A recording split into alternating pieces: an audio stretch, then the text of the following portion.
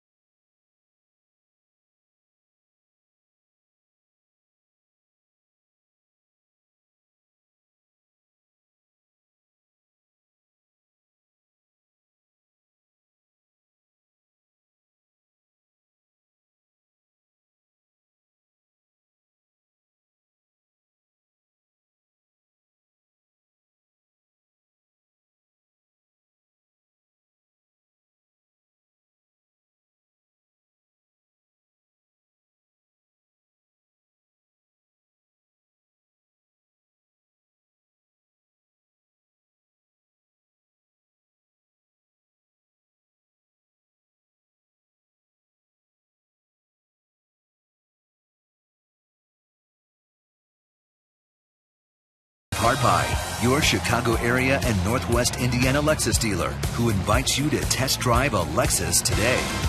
Blue Cross and Blue Shield of Illinois. Through it all. AT&T Uverse. Find out what's possible with AT&T. Call 1-800-PIC-ATT. Mobilizing your world. Ford. Check out America's freshest lineup at your local Ford store or at localfordstores.com. And by Southwest Airlines. Without a heart, it's just a machine. Welcome back to the ballpark. Congrats to Anthony Rizzo, the winner of the 2014 Branch Rickey Award. It's a Humanitarian Community Service Award, and that's his mom, who's obviously proud of Anthony. He is the club's Roberto Clemente Award nominee. So good stuff honored before the ball game tonight. Left-hander Tsuyoshi Wada getting set to face this Dodgers Southwest starting lineup. D. Gordon leading the world in stolen bases and triples. We mentioned Puig in the open. He's in center. Adrian Gonzalez leading the league in RBIs. Matt Kemp is in right. Hanley Ramirez back, missed a couple of games with a sore elbow. Scott Van Slyke gets the start in left. Juan Uribe at third. A.J. Ellis not hitting for average, but he'll take pitches. Greinke, the pitcher, bats ninth. Key defense for the Cubs this evening. An outfield alignment of Coghlan, Kalish, and Soler. Third to first will go Valbuena, Baez, Watkins, Holt. Anthony Rizzo getting the day off. John Baker's the hind catcher tonight, and the Alexis starting pitcher for the Cubs, Yoshi Wada, the left-hander, working for the 12th time. He's 4-3 with a 334 earned run average. Bats .240 against him. He's completely neutralized left-handed hitters. They've yet to have an extra base hit against Wada. He's allowed 6 home runs, all to the righties. This is his second start against the Dodgers. He got a no decision out in LA on August 2nd. A game in which he worked 5 2/3 innings, allowed 6 hits and 2 runs. A couple of Gibsons not related on the crew tonight. Greg behind the plate, Hal at second, Phil Cuzzies at first, Jerry Davis, crew chief, over at third. I know where they can get a good steak, probably at a discount. D. Gordon with a big swing and a miss to get us started. Strike one. Having a heck of a year, breakout year for Gordon, the speedster, hitting for average. He doesn't walk much. But, with that .290 average, he's managed a .330 on base percentage, a 10-game hitting streak. He's got 5 consecutive 2-hit games.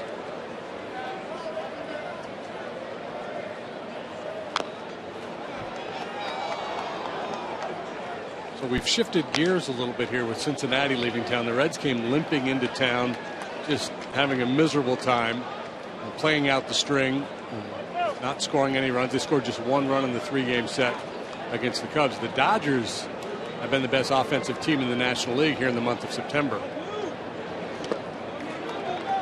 2 balls, 2 strikes. Puig on deck. Dodgers got thumped last couple of days in Colorado. Magic numbers at 9 in the division. We're going to play the Giants at home early next week, so not yet in the bag for LA to win the division.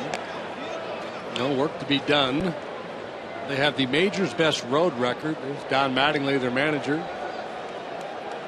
46-31 are the Dodgers on the road this year. 4-game set here in Chicago will finish up the road portion of the season for them. They finish next week at home.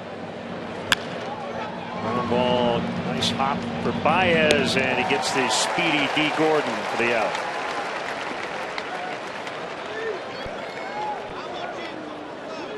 You don't want to back up on the ball when Gordon's going down the line. There's a look at the road records.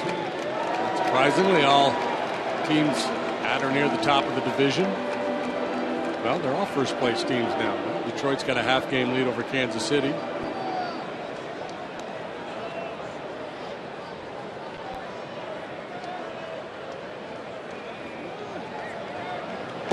Low for a ball on Puig. Well, only 9 games in his young career against the Cubs, but he's hit .517. That's pretty good. Better curve him.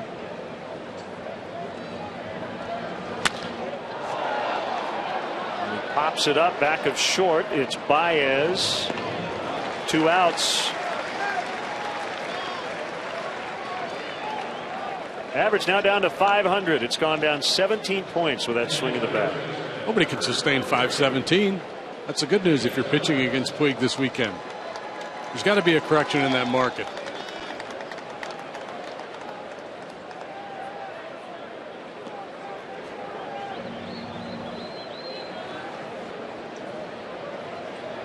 Well, Adrian Gonzalez.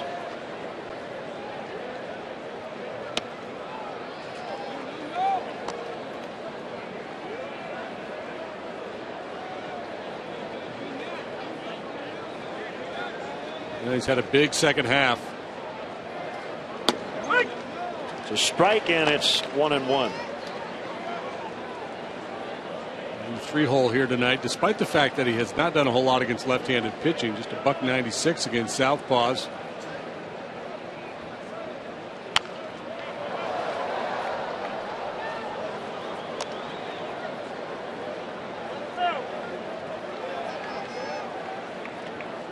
Yoshi last time out over in Pittsburgh got knocked around. He allowed 4 runs in 4 1/3, 9 hits, 2 walks. So Actually, could have been worse.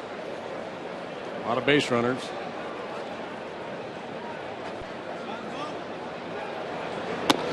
Outside on a fastball. It's 2-2. Matt Kemp is on deck.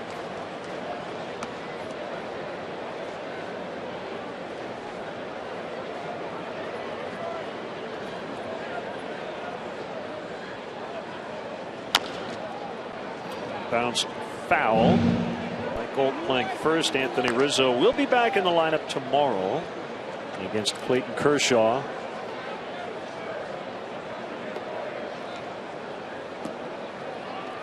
Cubs just taking it slowly with the back as he has returned to the lineup. And should be available as a pinch hitter tonight if needed.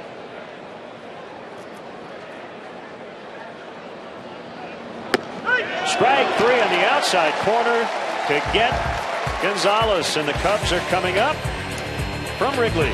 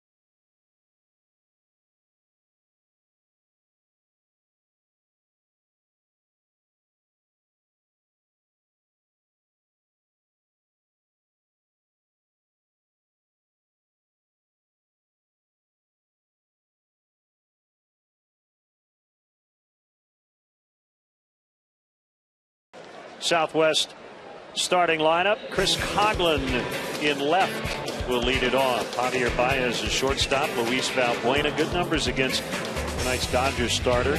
Soler in right. Kalish in center. Alcantara getting another night off. We mentioned Rizzo getting the night off as well. So Olds at first. Watkins at second. John Baker catching for Tsuyoshi Wada. Take a look at the Dodgers defensively, brought to you by Kia. Scott Van Slyke is the left fielder. Puig's in center. Matt Kemp will cover right. Third to first. Uribe, he's really good over there. Third. Ramirez has had his problems at short. D. Gordon solid at second, as is Gonzalez, the first baseman.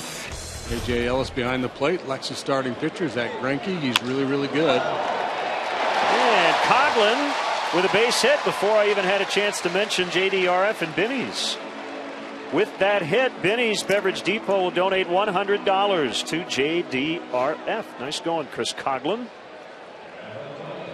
How much Coughlin's game right there. Solid line drive hitter. He didn't just have tough luck yesterday. Let's take a look at the numbers on Greinke. An all-star this year for the second time in his career. 15-8 with a .264 ERA and 29 starts. Just really good. Tough on both left and right-handed hitters. Heck of an athlete, fields his position, holds runners. Yeah, he'd be on the ace on just about any other team in baseball, save for maybe the Reds.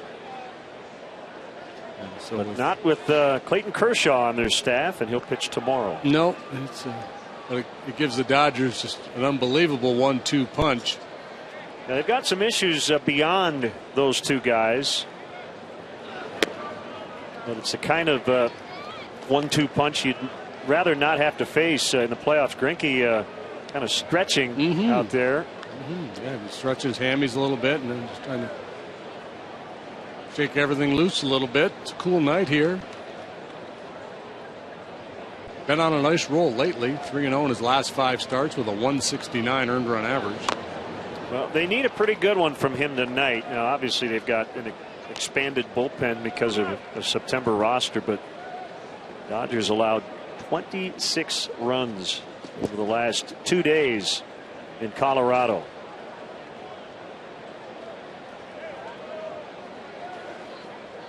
They're starting pitching second best ERA in the National League, trailing only Washington. Whoop, go.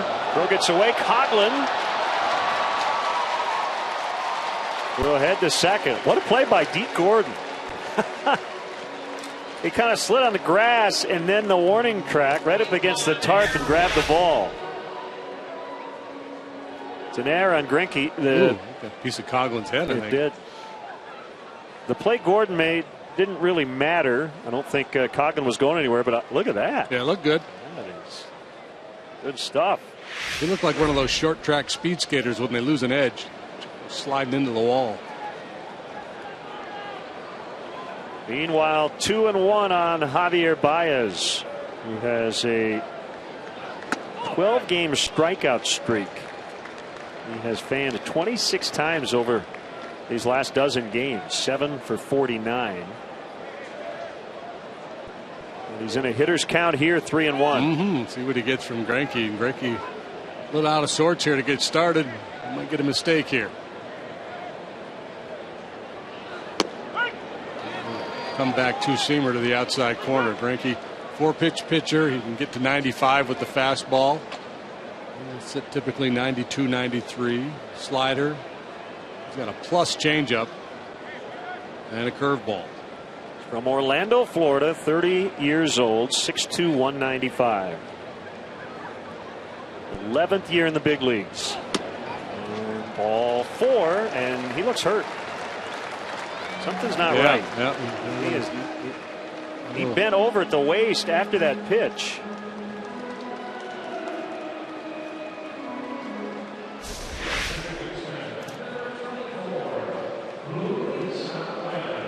Fastball with some cutting action well off that outside corner. And yeah, there's a little something bothering him here.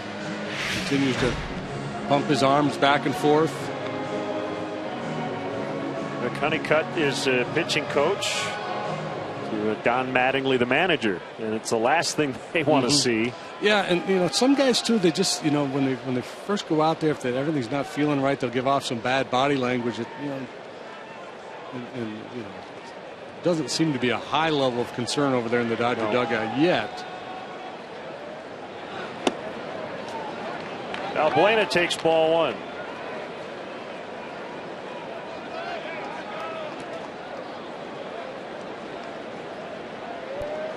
As a Dodger, Greinke is 30-12 with an ERA of 2.64 his last 2 years. Missed again, 2-0. Well, what may be bothering him more than anything is memories of his career starts in this ballpark. He's only had 2 of them, but they were both disastrous. He's 0-2 here with an ERA of 14.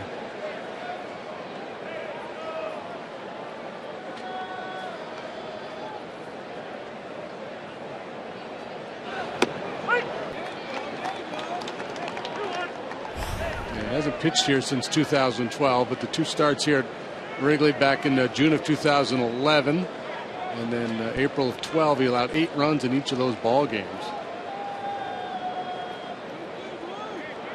16 runs, 14 of which were earned.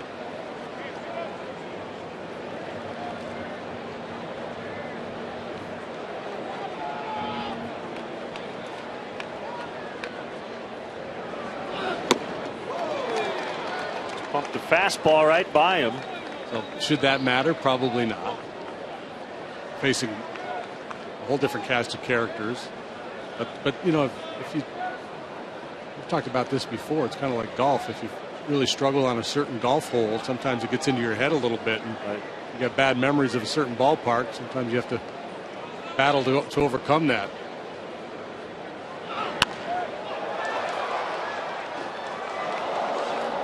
Two and 2 on Luis. Third with no Rizzo tonight. Soler on deck, cleanup man.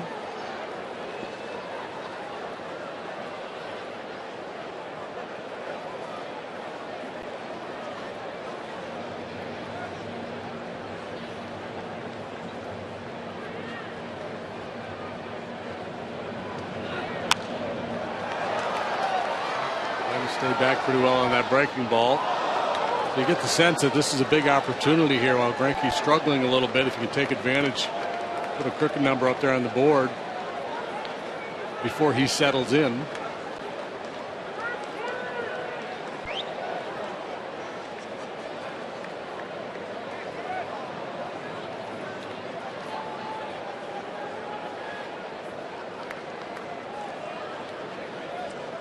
Another 2-2, and it's just off the corner, and it's full 3-2. Good take.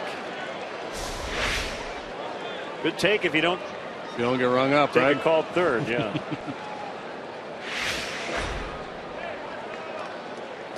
Grinding out the at bats here after Coughlin singled on the first pitch. Baez walked. It's now 3-2 on Valbuena.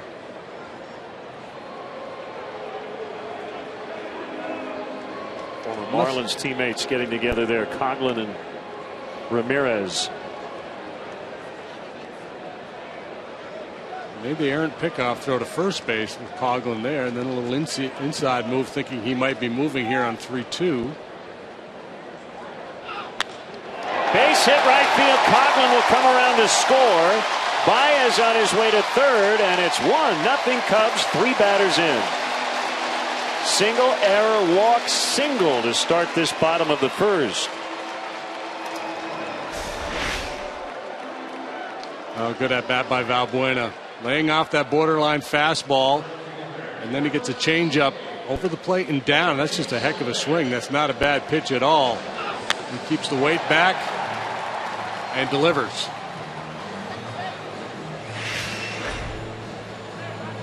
Still nobody out. Runners at first and third. And it is Soler, who went hitless last night for just the second time, but he did walk twice and scored a run. He's hit in 13 of his first 15 games. He's the first Cub since 1904. A guy named Harry McChesney. He hit in 13 of his first 14 in the big leagues. Oh, he could rake.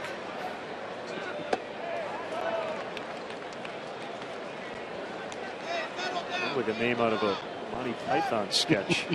Harry McChesney. Angus Podgorny and Harry McChesney. 1 ball, no strikes on Soler. Dodgers in double play depth, trying to avoid a huge inning here, so they'll give up that second run for a shot at 2. Yeah, now last night with the Reds here, they might not have because they've had such a hard time scoring runs. Dodgers averaging just about 5.5 runs per game here in the month of September. 2-1. Still nobody out in the inning, so yeah, Don Mattingly just wants to try to clean this up here for Greinke. He's not real happy right now. He's 18 pitches in and he hasn't recorded an out.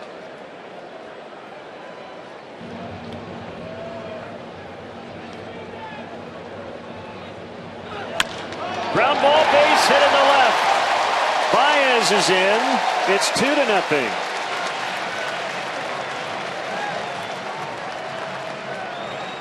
I think Don Mattingly's having some nightmarish thoughts about yesterday all of a sudden. Carlos Frias, a rookie right-hander yesterday in Colorado, in his second major league start, gave up 8 runs on 10 hits in 2/3 of an inning. He's the first pitcher in the modern era to allow 10 hits and not record 3 outs. So this is exactly the opposite of what they were hoping to get in the opening inning from Greinke tonight. Yeah, and because of the starting pitching, especially these guys at the top, have been so good this year, the Dodgers have been almost immune to losing streaks. Their longest losing streak of the year is 3 games.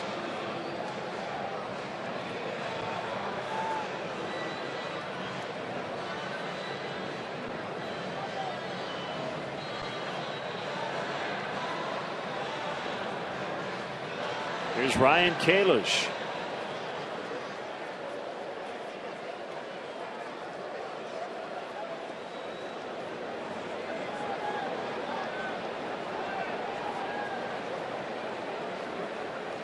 Kalish bunts. Greinke will throw to third, and they'll get Valbuena.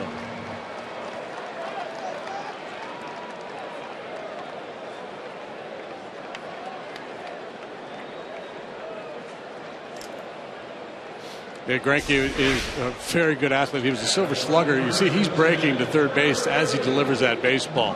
That allows Uribe to stay home, and the play is easy on Valbuena at third base. So that's one of the things you have to consider if you're going to try to sacrifice in that situation. You've got a guy in the mound not as good as anybody in the business defending the bunt. So now Soler's at second. Kalish takes over at first, and Mike Olt, in his 100th career game, takes a strike.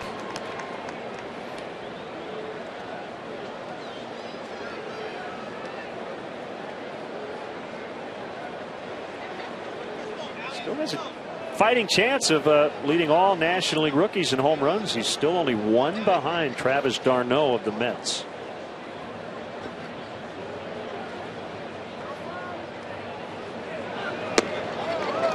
All of his 12 homers came before the break. 0-2.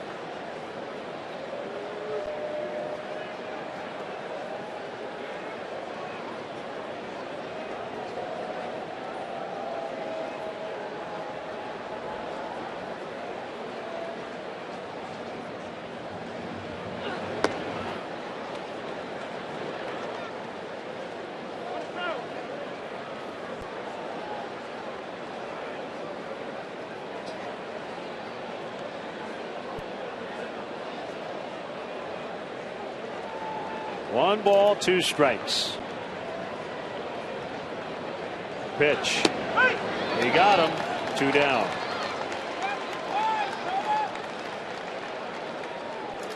The other part about that bunt, you hate to give an out to a guy who's struggling.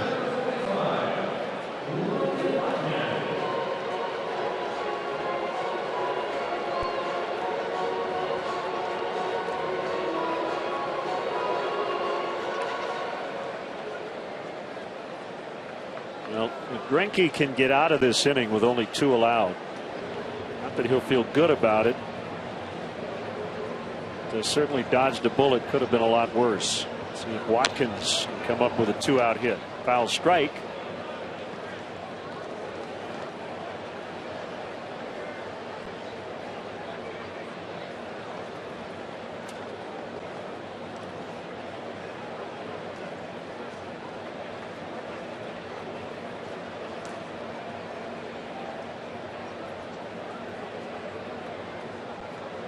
Long look at Ellis. Greinke set at the belt. Quick look at Soler, and the pitch is in there. It's 0-2.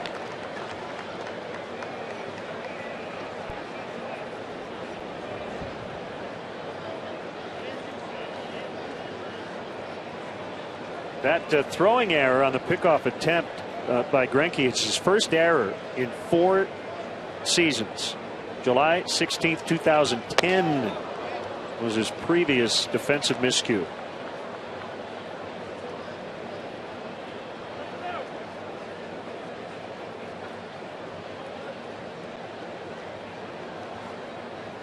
So he had gone 134 games since that last error.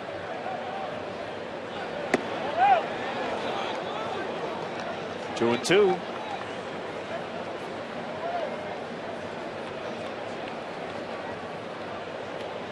Doing a lot of talking to himself out there. He is. Tried to buy that one from Greg Gibson, jumping off the mound towards the dugout on that backdoor breaking ball. Gibson got it right. It was outside.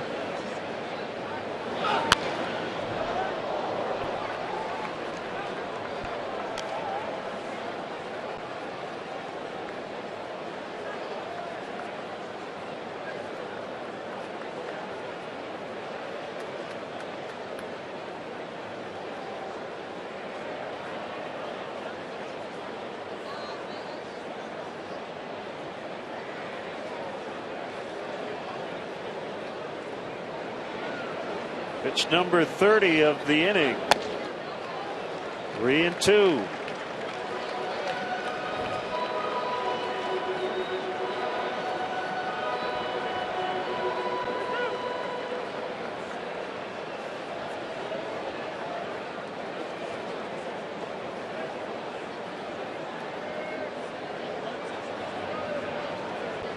Runners go on the 3-2 pitch and a bouncer to first. Gonzalez to Greinke, and that will end the inning. Cubs get a couple and lead 2-0 after 1.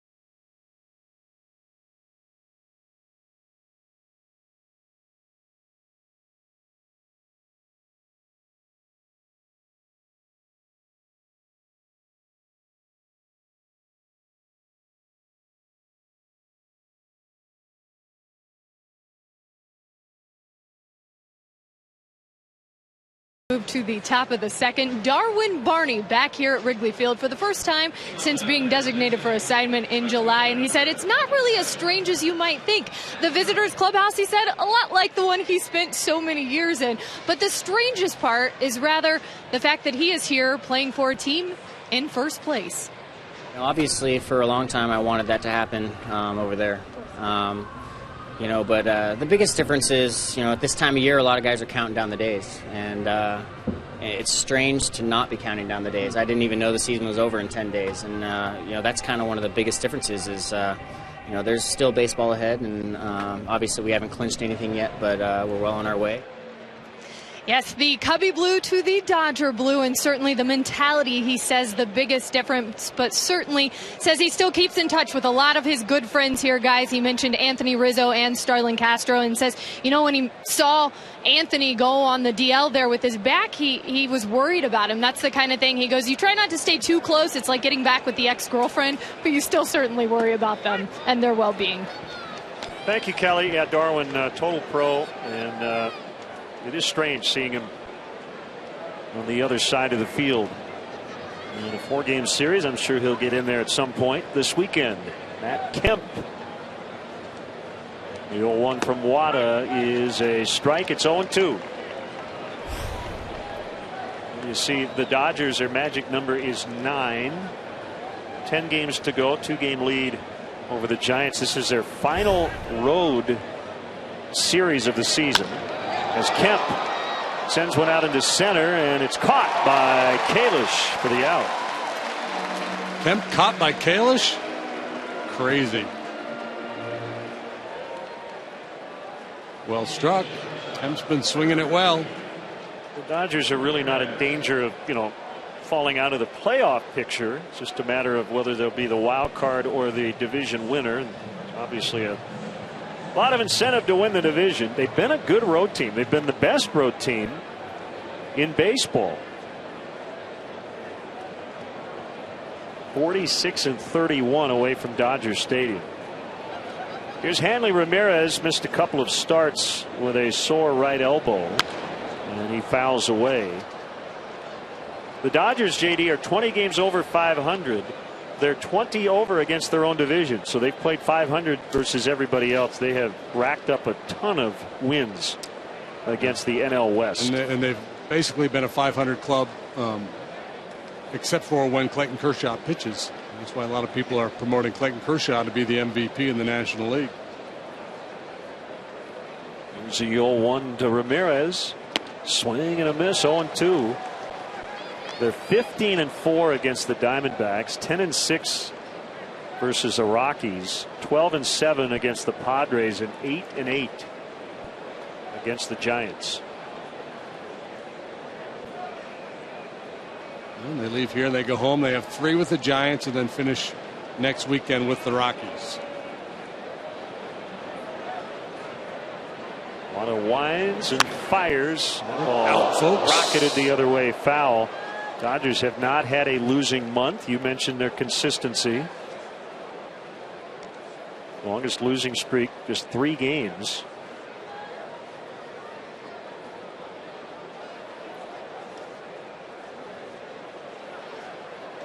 Just a good solid club. There's some question, as Len mentioned, after Greinke and Kershaw, because Ryu's got a little bit of an arm problem. Josh Beckett's done for the year after 20 starts, maybe done for his career.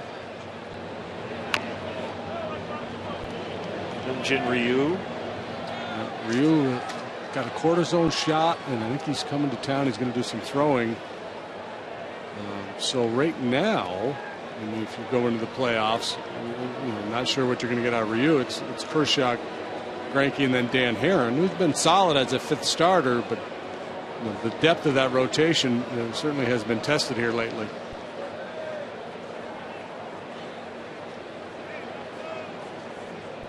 Picked up Kevin Correa and Roberto Hernandez from the Phillies. Correa was with the Twins. They've kind of been up and down.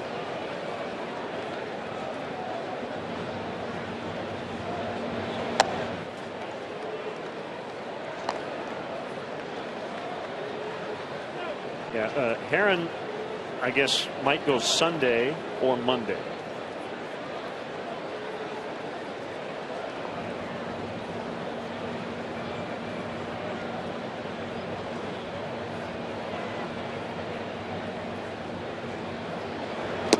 Swing and a miss. Strike 3.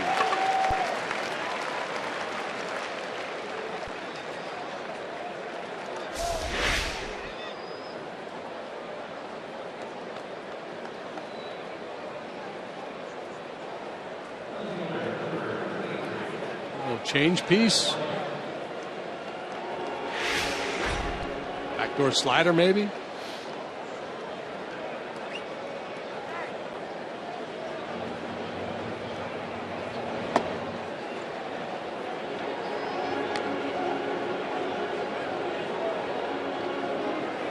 Slik's been good for them in a part-time role. And Slik with a fly ball to Kalish. And Tsuyoshi Wada has faced 6 Dodgers and retired all of them, leading 2-0 early.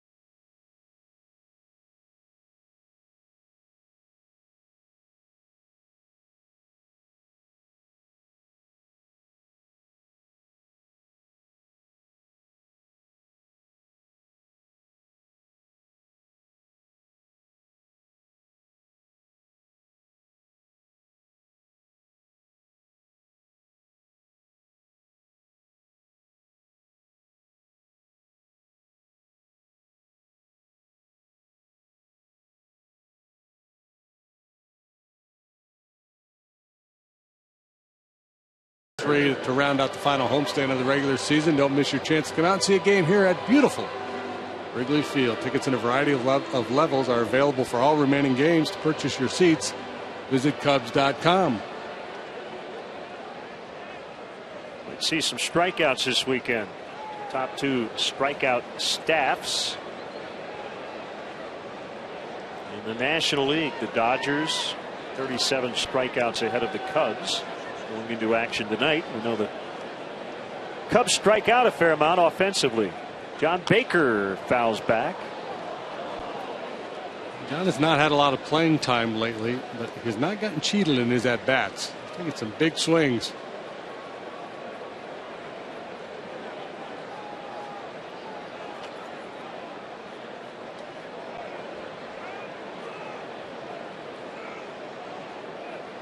Greinke had a rough first inning. He's played D. Gordon. He's had a really nice defensive season.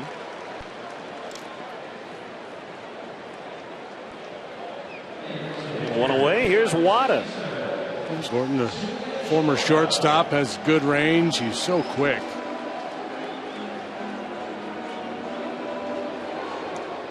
This game is being broadcast back in Japan by NHK. As Wada takes ball 1.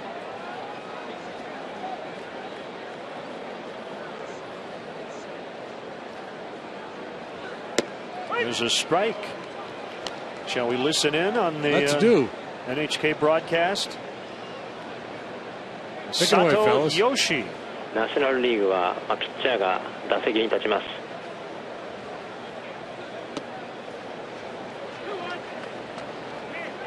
吉井さんもホームランを打ってらっしゃるんですよね。そうなんですよね。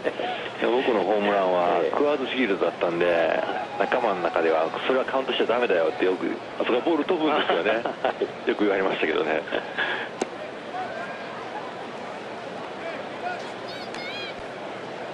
和田もメジャー初ヒットを今シーズン打っています。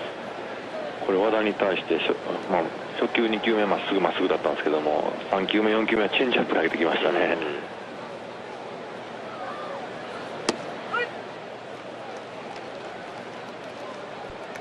You think they were chuckling about Wada's hitting skills? 1回は31球投げました。No. You know, anytime you see a pitcher come up to hit, and then you hear the guys chuckling, you're like, what are you laughing about? Sato Yoshi pitched in the big leagues. The Mets, Rockies, and Expos, 1998 through 2002.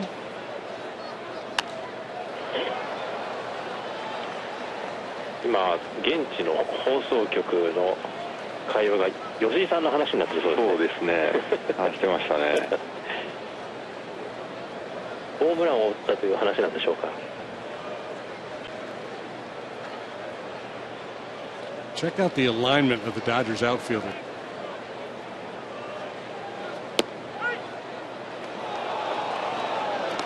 入りました。見逃しの三振です。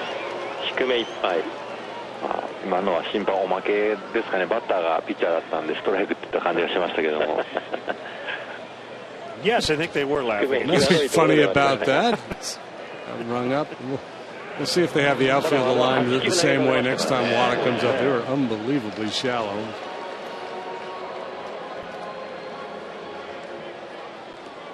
But here's Chris Coghlan. Singled to start the first. Moved to second on the errant pickoff attempt. Scored on the Valbuena RBI hit. Sinker outside for ball 1.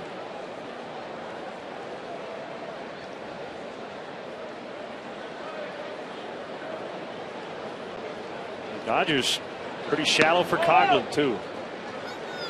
Puig is playing about where Jim Edmonds might be. Yeah. Van Slyke as well.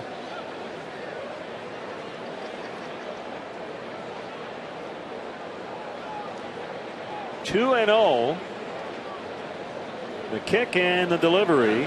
It's a fastball downstairs. 3 balls, no strikes.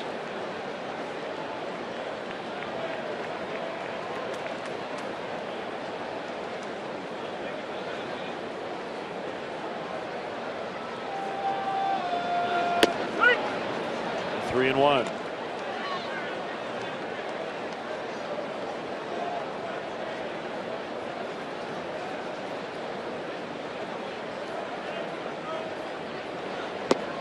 There's a devastating changeup. Nasty. Full count. Check out the movement here. Starts in the zone, then fades down below the knees and off the plate. Looks good, and then just disappears.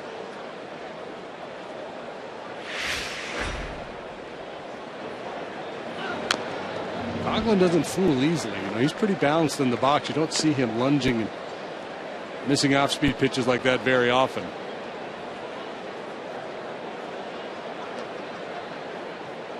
Greinke has struck out better than 25% of the batters he has faced while walking just a little over 5%. So 20% spread between his strikeout rate and walk rate, fourth best in the National League. On the ground, boy.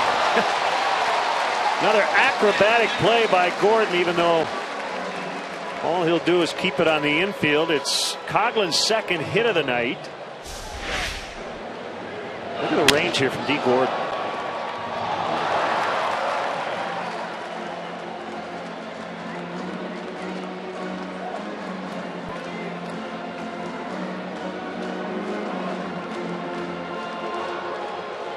Yeah, he is very quick. Well, the inning's still alive for Baez, who walked and scored in the first. Called strike.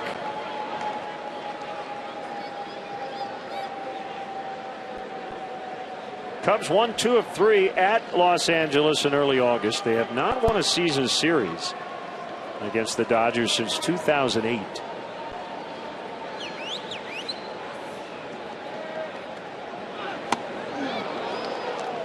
Greinke got a swing and a miss, but he was not happy with the pitch. That gives you an idea. He is a grinder. Boy, he really expects perfection out there.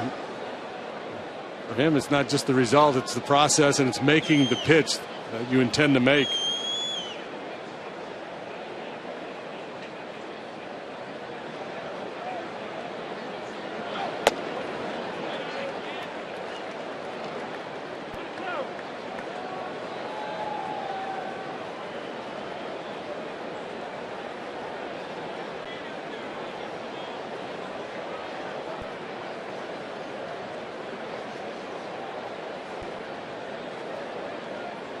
Go up again, and Baez just nicked it. We'd love to get this one tonight, knowing you've got to face Kershaw tomorrow. Cubs looking for their 4th in a row. They're sweeping away the Reds.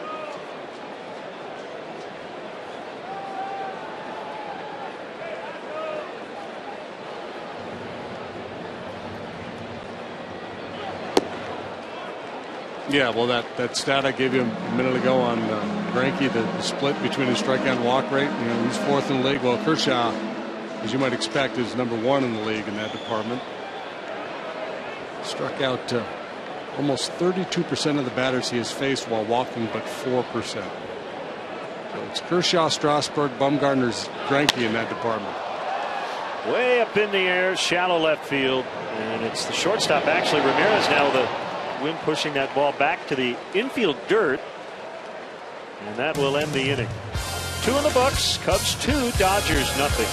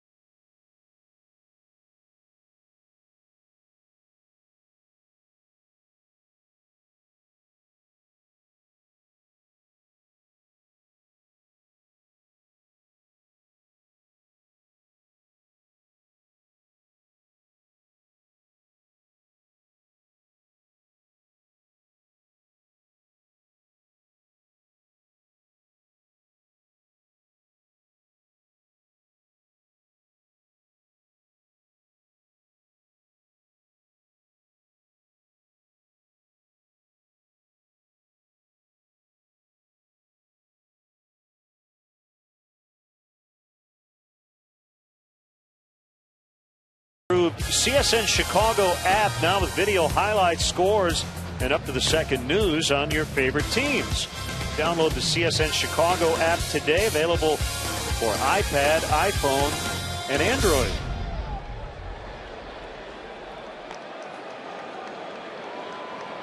Left-hander Tsuyoshi Wada will be his final start of the year. Cubs have a surplus of starting pitchers right now. Edwin Jackson will be added to that mix as he'll come off the disabled list tomorrow afternoon and pitch for the first time in about a month.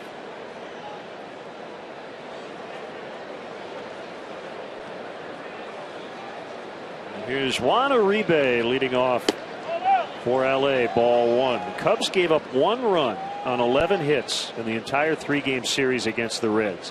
It's the 4th time in the modern era, and the first time since 1955 the Cubs held an opponent to 0 or 1 run in a series of at least 3 games.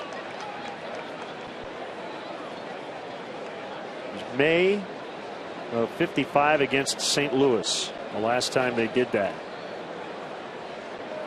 Did it 1918 against Philadelphia, 1919 against the then New York Giants. 2-1. Uribe, one of the hot hitters the Dodgers have featured here. A couple of DL stints this year for Uribe. Sprained right hamstring as he bounces foul past third. What a turnaround for him these last couple of years. He hit 199 combined over 2011 and 2012. But very good last year, not only at the plate but defensively as well. Ended up re-signing to a 2-year contract.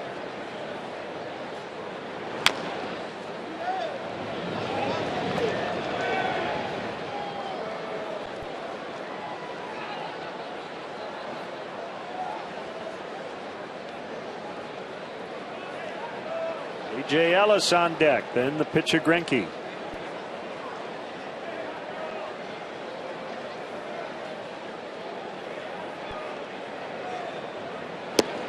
Good try.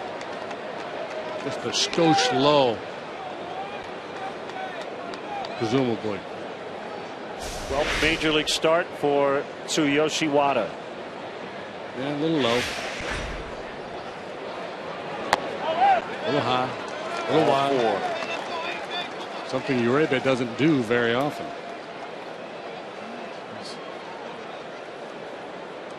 Noted as being a bit of a free swinger. Now the catcher A.J. Ellis, low batting average, 190. You see the on base percentage at 326. He will take his walks. He's been on the DL twice this year.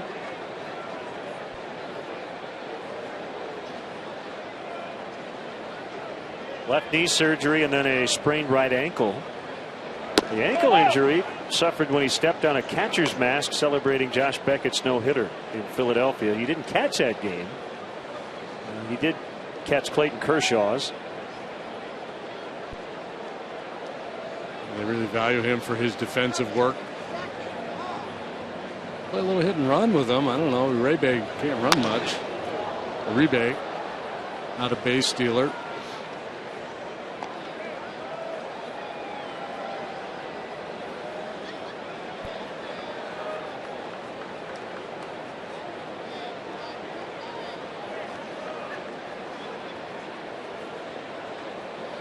Ellis a little bit better against lefties. 211, but nothing to write home about.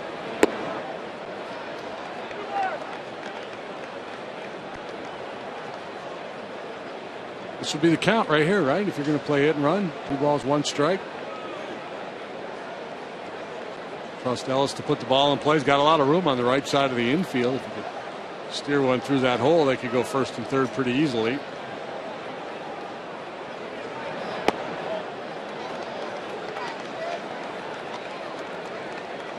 Wada a little befuddled.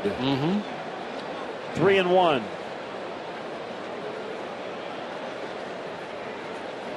close, but Greg Gibson and John Baker chatting it over, and somebody was chirping from the Cubs dugout as well.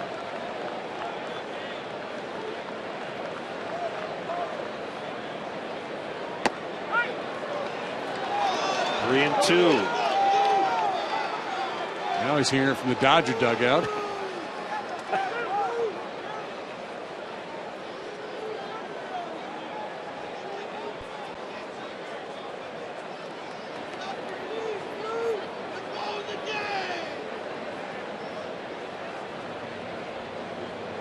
The payoff pitch, double play ball. 6-4-3, tailor-made.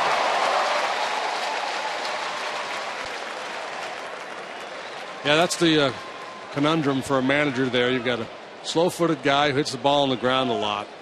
So you're thinking he'd like to try to start a base runner there, but you've got a lefty on the mound, so Uribe's not going to get a jump at all, and you're fearful of the swing and miss throw out. So that's, you kind of wait and hope. And thought they might have him moving 2-1, 3-1, but they did not, and ultimately the Cubs got the double play. You mentioned Greinke can handle the bat. 204 this year, 220 with 4 career home runs. The Silver Slugger winner last year is the best hitting pitcher in the league. Batted .328 with a .400 on base percentage last season.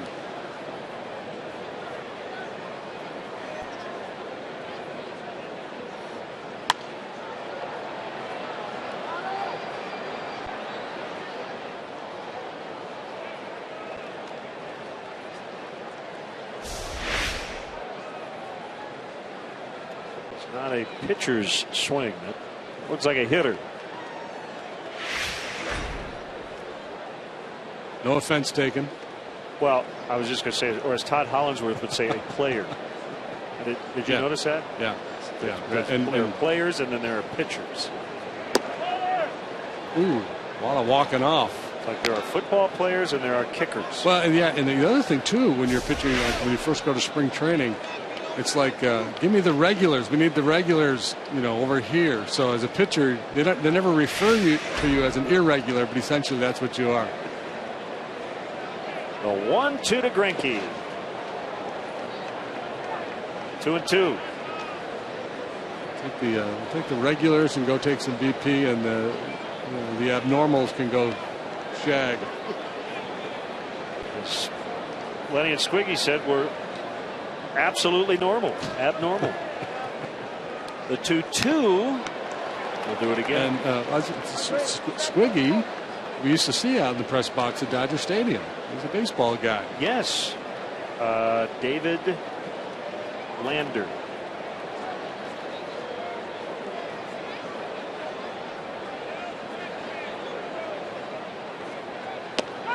Strike 3 called. No argument from Greinke. 3 strikeouts for Wada. He leads 2-0 in the third.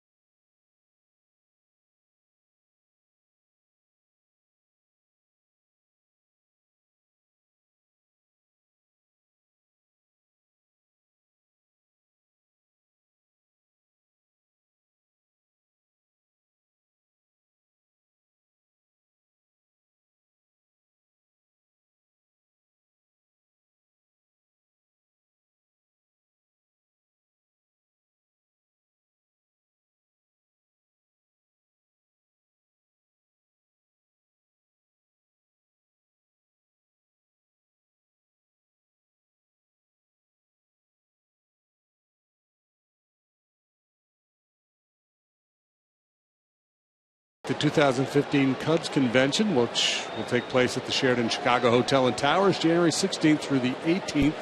Hotel packages are on sale along with weekend passes. To book your stay or purchase weekend passes, visit CubsConvention.com. I have hat envy. Cubs with a couple of runs against Zach Greinke in the first inning.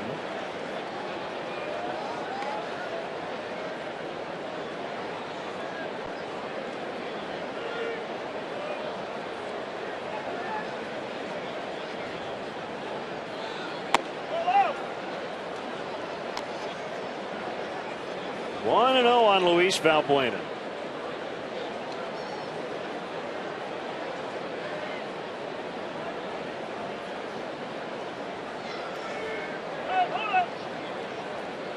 Time called.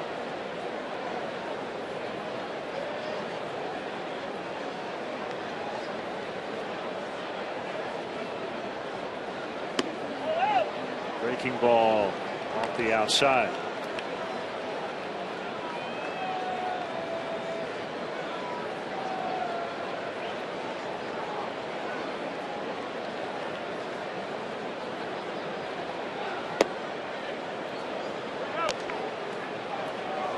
So much confidence in his changeup. In any count, he tried there on 2-0. Hoping to get a swing from Valbuena, but again, Valbuena, a very patient hitter.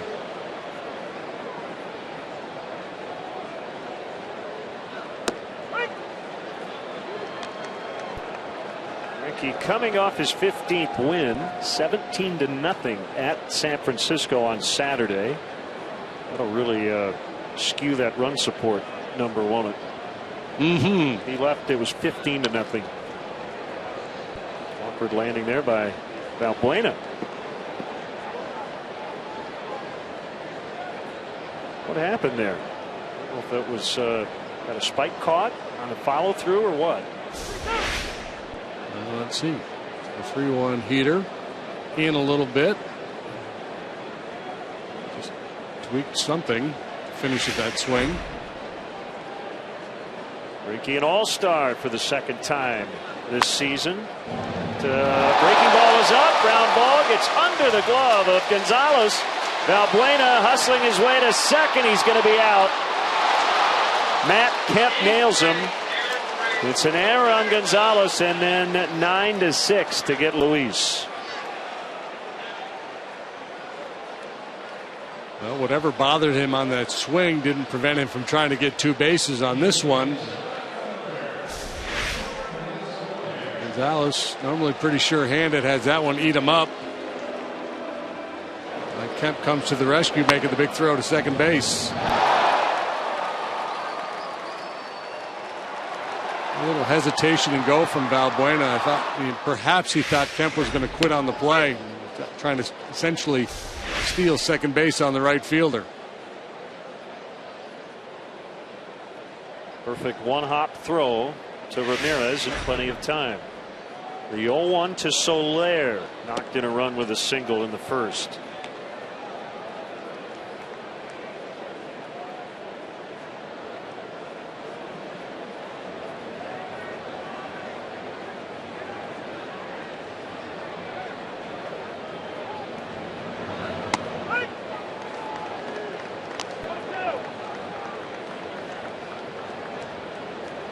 People know how we feel about pitcher wins, but I'll throw it out there anyway. Greinke, as a National League pitcher, has the highest all-time winning percentage among pitchers with at least 75 starts. 64 on the curveball to get Soler. 55-21 in the NL for a 724 winning percentage. Yeah, keeping this one in his back pocket. And every now and then he'll break out that big, slow curveball. He's actually gone sub 60 miles an hour this year. This time 64. And Soler way out in front.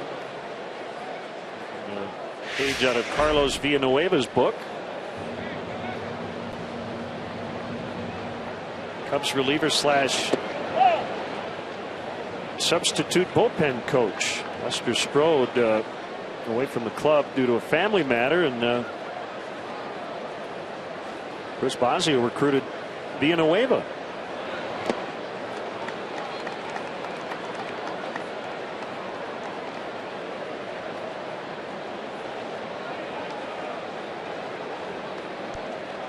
And one on Kalish.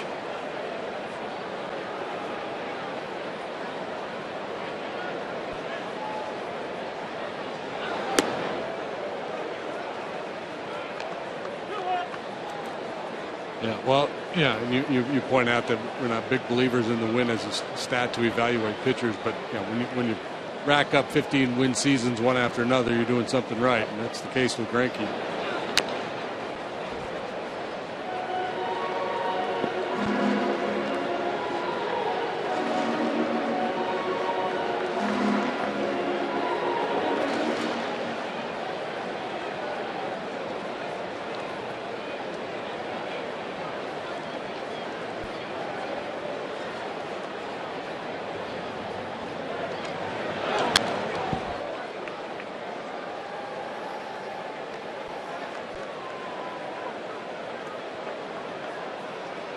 Two balls, two strikes.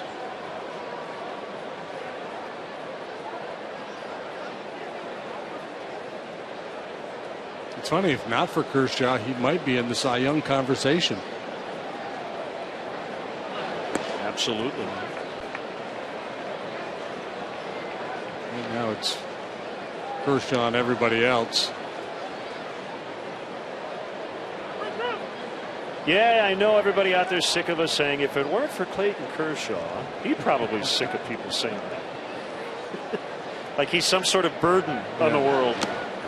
As Kalish strikes out, it's 2-0 Cubs at the end of 3.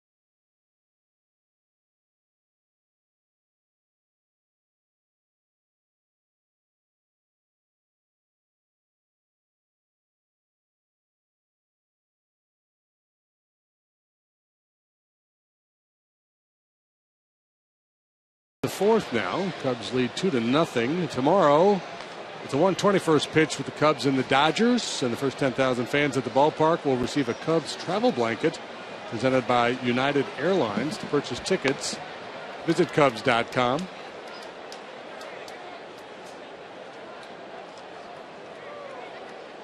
Wada continuing this run of outstanding starting pitching for the Cubs. He has faced the minimum through 3. He's allowed 1 base runner. That was a leadoff walk last inning to Juan Uribe, and then got a double play ball from A.J. Ellis. No hits, a walk, 3 punch outs on the card for Wada so far. Kind of sounds weird that Alt would face Greinke tonight and Rizzo, the left-handed hitter, against Kershaw tomorrow, but that's going to happen. Anthony wants to be in the lineup tomorrow as D. Gordon lays down a bunt. Valbuena's throw. Safe. Infield single on the bunt for D. Gordon. With a guy like him, if he gets it down like he just did, it's almost impossible to throw him out. Valbuena did all he could. Yeah, and the only thing you can do is start closer. And I didn't see where Valbuena was at the start. I mean, you could just play way in and say, I'm going to take it away. I'm going to give you the slap hit by me. And he was in, but you could. I guess you could argue that you could play even further in for Gordon. Already has a big lead, 62 steals on the year. As Puig digs in. Just to follow up on Rizzo, the whole thing with off days, I mean, it's all about his health, not about matchups or anything else. He played Monday, was off Tuesday, played Wednesday, off tonight. Going to play tomorrow. Hopefully, we go back to back. Might be off again Sunday, and then, if everything goes perfectly and he's feeling good, we might see him play the whole Cardinals series. The Cubs have an off day Thursday and then the final 3 in Milwaukee. Gordon was leaning. If you missed it earlier, great honor for Anthony, the 2014 Branch Rickey Award winner. He's the youngest person to receive that award, and he'll be honored in Denver on November 14th, 2 days before his 3rd annual Walk Off for Cancer 5K walk in his hometown of Parkland, Florida.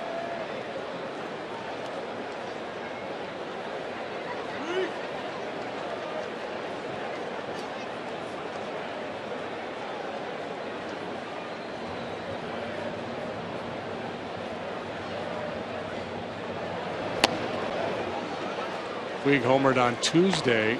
It was his first home run since the end of July.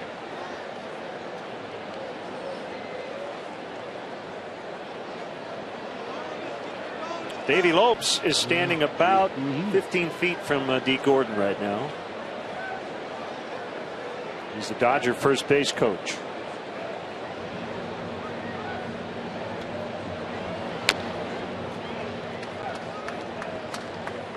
And I don't think it's an exaggeration to say Davey might be the premier first base coach in the game, maybe all time. I think he's already set the record for years of service at first base.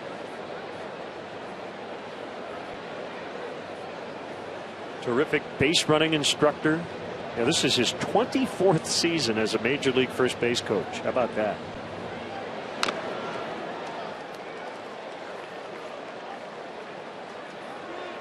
I'm not saying, put Davey in the Hall of Fame, but, there has been some discussion. I know scouts get honored in certain ways, but to maybe put some coaches in the Hall of Fame or create some sort of. I know there was some with every Dave, few Dave years, Duncan. Put a coach in. Yeah, normally, they talk about hitting coaches and pitching coaches seem to be the guys that get the most attention. Dave Duncan. Yeah, Duncan's one that comes to mind. They've got Gordon caught between first and second.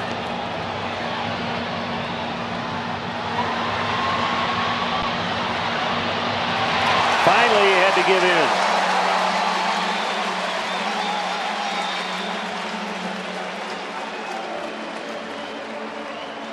Yeah, he probably has a little higher escape rate than most guys when picked off. I think it went 1, 3, 6, 1, 4.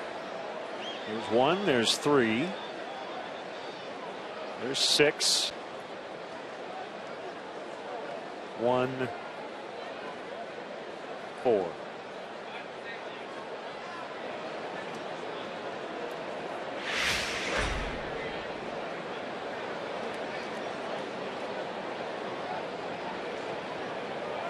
Two on Puig.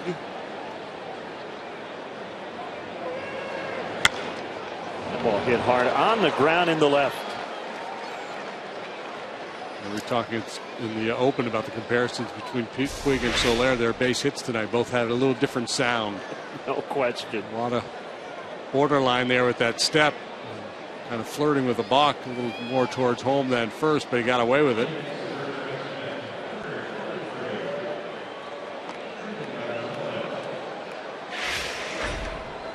Here's Gonzalez. Boy, it feels like, and we saw the Dodgers in early August, but I'd say every 7 to 10 days it feels like there's a big headline involving the Dodgers, right? Something going on with them. And another one this week.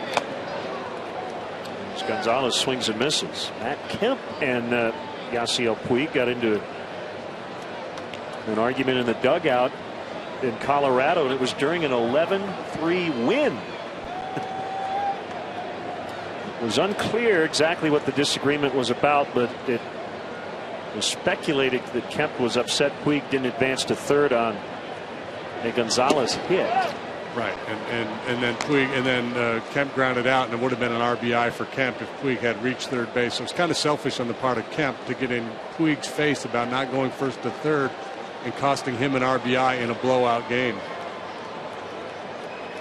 After the fact, Don Mattingly made a 72 A's reference. The famous or infamous great team that was known for its infighting. Well, Puig does go to third with Kemp coming up. Yeah, how about the timing? Yeah, I'm waiting to see some eye contact here between Puig and Kemp. I'd say, okay, big fella, I got you.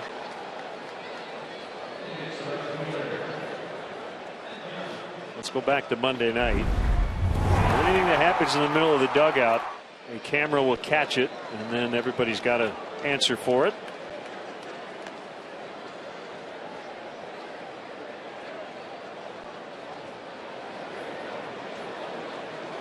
It was a lopsided game.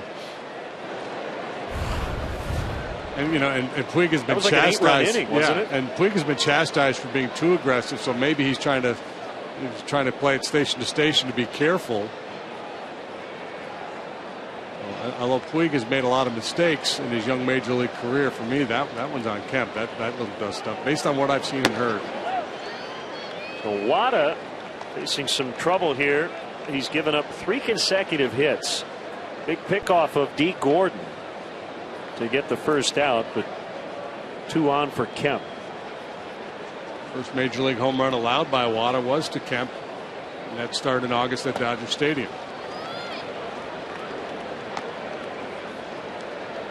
Kemp's had a hard time staying on the field. He's been on the DL 4 times the last 2 years.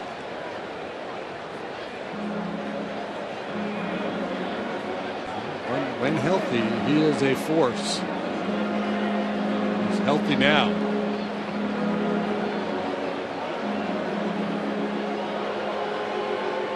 Well, maybe there are times when you can have too many good players, or at least too many players with resumes that say they should be everyday guys. Don Mattingly's had to do a lot of juggling this year. Swinging A's. Well, I would never expect a manager to say he's looking for day-to-day injuries. But when there have been injuries in the outfield, it probably has made his life a little easier in writing up the lineup card. Yeah. That's part of the deal. That's part. You just have to kind of make it work. Convince guys that it's all about team first.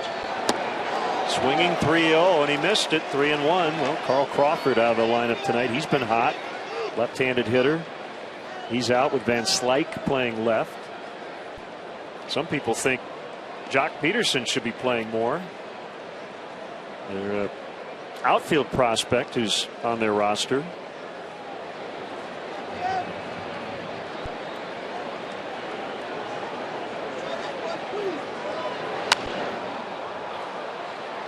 One will find the seats behind the Dodger bullpen. Well, see, you get into that whole conversation about team chemistry and things of that nature. Guys don't have to get along. I think chemistry, as perceived by most people, is overrated. This idea that everybody's buddy in the clubhouse, all pulling in the same direction. Those guys are professional, come and play the game the right way. Talent trumps all.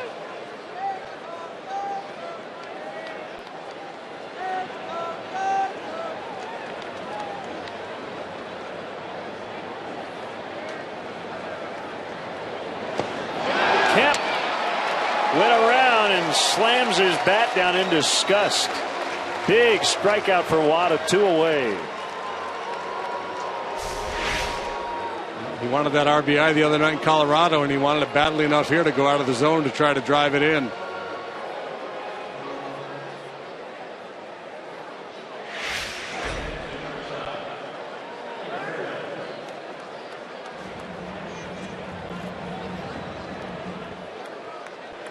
It'll be up to Ramirez. He had a game-ending 3-run blast in the bottom of the 12th against the Cubs in LA on August 2nd. First career game ender in terms of a home run for Ramirez.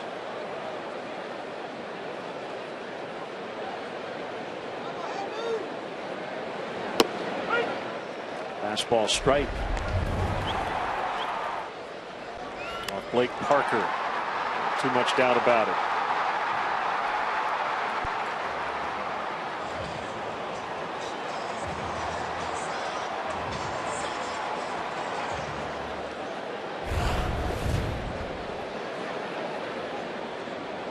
Makers setting up toward the inside.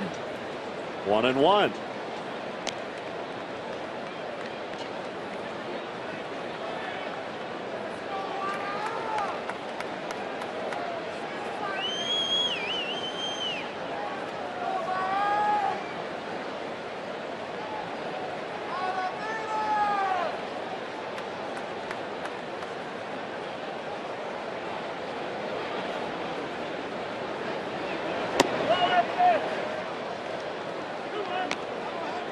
Three hits in the inning, but Wada a chance to get out of it with no damage on the run board. Our AT&T U-verse multi-view. Puig over at third. Gonzalez, the runner at first.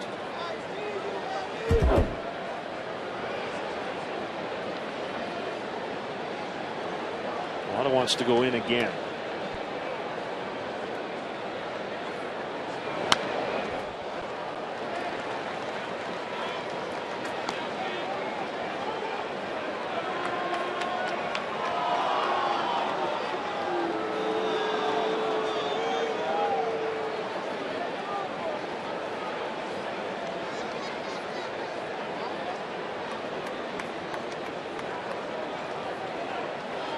Lost in the Puig mania of 2013 was how good Hanley Ramirez actually was when on the field last year. He only had a little over 300 at bats.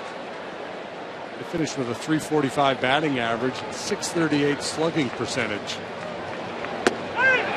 Strike 3 called, and Wada escapes. He strikes out Kemp, then Ramirez to get out of it. 2-0.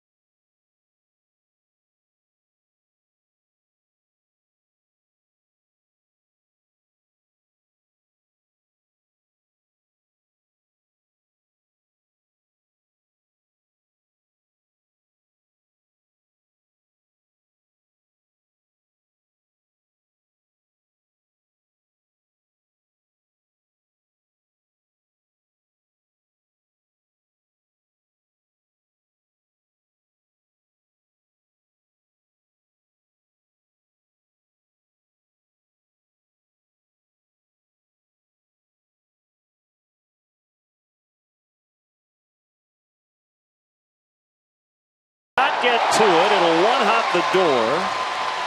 And Alt will stand at second with a leadoff two-bagger.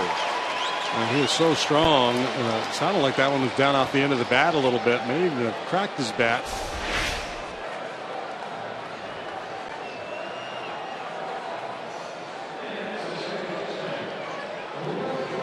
Not the most fluid of swings. And again, he is so strong when he makes contact. It goes a long way. Leadoff double, a chance here to extend the lead. Speaking of doubles, Jonathan Lucroy with his 52nd double. Milwaukee plays at St. Louis tonight, leading 1-0 in the top of the 5th. He doubled, and then Aramis Ramirez knocked him in with a single.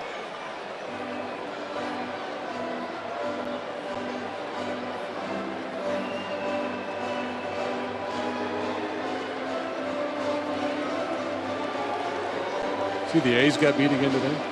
Got swept by the Rangers. Boy, oh boy. They have now fallen out of the wild card lead.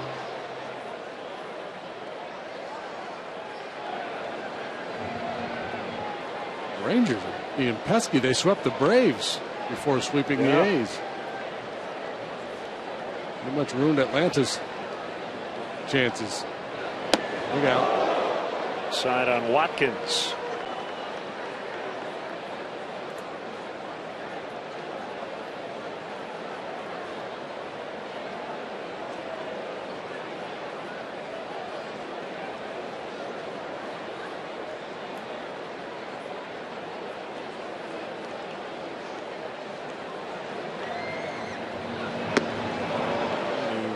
At strike two. He's a half game behind Kansas City for the top wild card spot.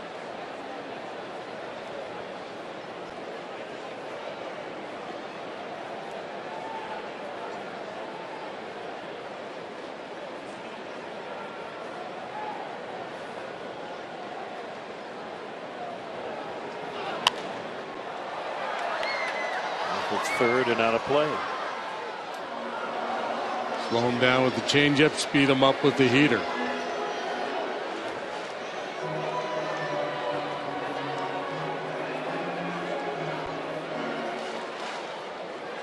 Logan Watkins, as a minor league player, we talked about it last year when he was up. A guy who showed some patience, worked some walks, and he's not yet walked in a Cub uniform this year. Hasn't had that much playing time. 50 at bats coming into this ball game. There's one to right. Alt back to tag. He's going to stay there as Kemp got it back in quickly. Time for you to tweet your photo using hashtag NorthsideFanPhoto for a chance to have it appear in an upcoming broadcast brought to you by AT&T.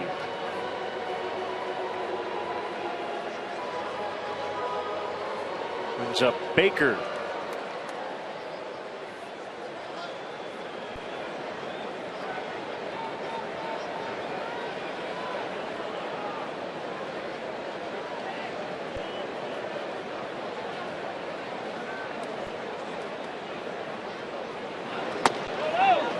Ball one.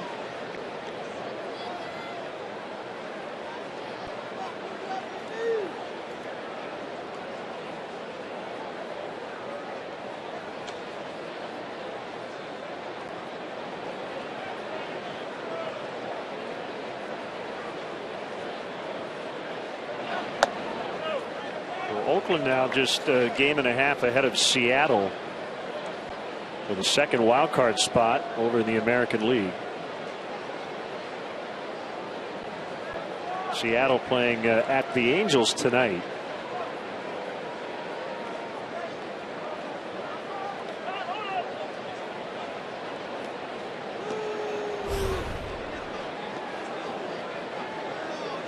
Indians and Blue Jays still have some life. A lot of things have to happen to go their way.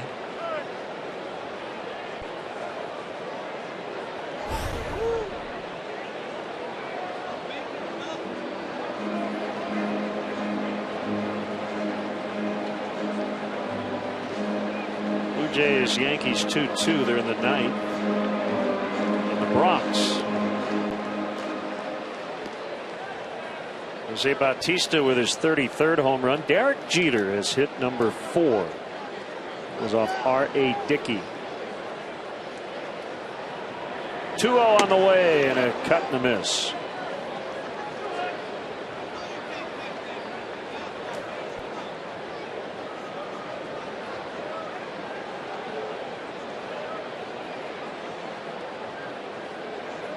Baker looking at his bat. I think he's telling Greg Gibson and A.J. Ellis, I think there's a hole in my bat. He thought he was right on that one. Bounce to third. Uribe looks back. Holt. 2 down. Here comes Wada.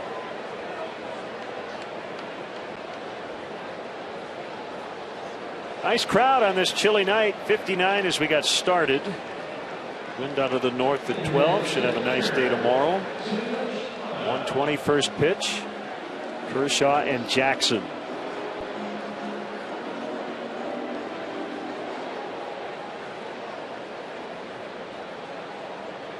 We'll get an update on all the Cubs news of the day. And Patrick Mooney coming up in the 5th. More minor league affiliate shuffling. Patrick also chatted with Darwin Barney.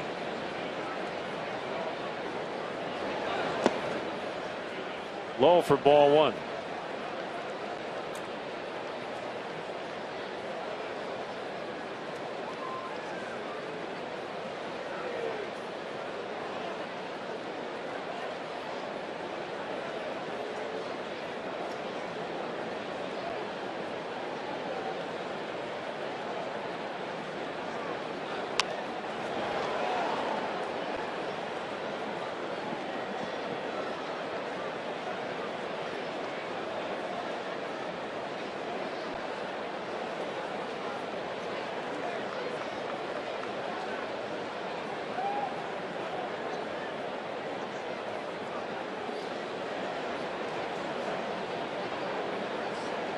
That outfield alignment talking about last time Wada was up very, very shallow. Spins around 1-2. And certainly makes sense in this situation with Mike Holt out there in scoring position. He's much more likely to dump one in front of you than to hit it over your head.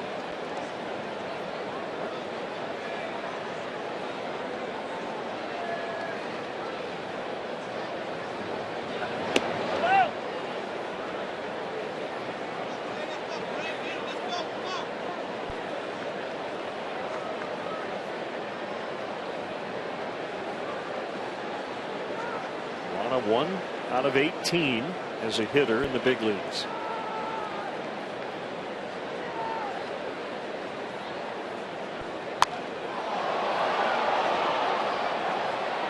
Matt Kemp in right center to end the inning. We head off to the 5th. It's the Cubs 2 and the Dodgers nothing.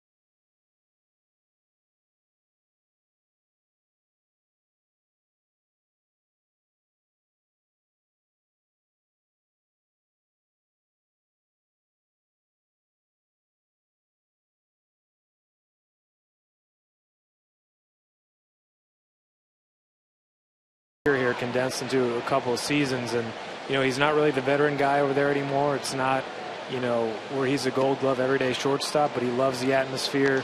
You know, he said normally at this time of year, you know, if you're out of it, you're kind of counting down the days until the end of the season. He said that's not the case here. You know, even though he's not, you know, the man every day, he still loves, you know, just the talent on that team. And they are pretty fun to watch. Scott Van Slyke will lead it off for the Dodgers. Cubs leading 2-0. Edwin Jackson will pitch tomorrow. Cubs have a surplus of starters here over the final week plus. Yeah, I mean, if you remember a couple of years ago when it seemed like they traded away the whole rotation, they were signing guys or picking up guys off waivers to make spot starts in September. It's pretty impressive the way they've turned it around in a couple of years, and you know, if they can add a frontline guy or two, it could be pretty interesting to watch. There's Van Slyke, home run cut, and he was under it for strike one. Cubs announced an agreement with South Bend on a new player development contract, so their new Midwest League affiliate, that's low A, goes from Kane County to South Bend. As Baez just able to knock it down, Van Slyke is on with a base hit, so some shuffling going on in the Cubs system.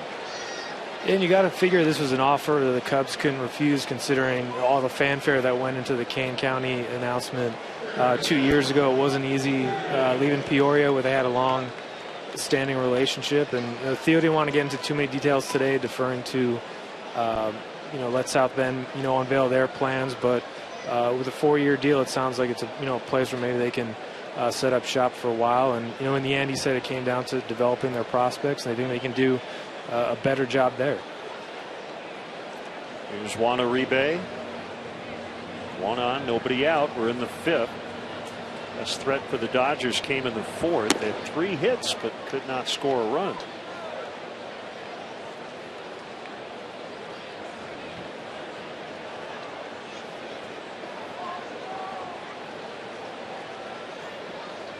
Chris Bryant was here last night, being honored as the Cubs minor league player of the year. I thought he handled all the media stuff as well as possible. Yeah, pretty polished kid, isn't he? Yeah, he's gotten pretty good practice. I think he's heard most of our questions, some version of it for a while now. But yeah, that's what everyone says. You know, the scout, you know, who had followed him coming out of San Diego, said, you know, this guy, it's almost too good to be true. That was kind of, you know, the label he attached to him. And you know, obviously, he's not going to hit 500 up here, but certainly, whenever you meet the guy, you come away with a sense that you know, he can handle this. And kind of get through. Will be a pretty tough environment when he finally does get up here. Just because we've been talking about him, it seems like, you know, since he got sent out in camp. 3-0, and Uribe takes it all the way for a strike. Well, as Kyle Hendricks said, you know, last year that was him coming here and getting his minor league pitcher of the year award and watching as a fan. And last night he got the victory. Changes fast. Things go quickly. Yeah, well, he's warming up for the game and seeing that work. You know how far he's come. It's pretty impressive. 3-2. Uribe not so sure.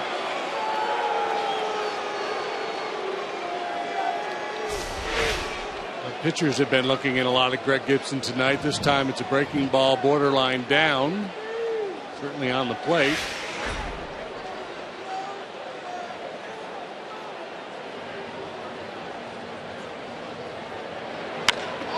Ball drilled to deep left, just below the basket. Uribe on his way to second. They've got a shot. He is out. What a throw by Coghlan.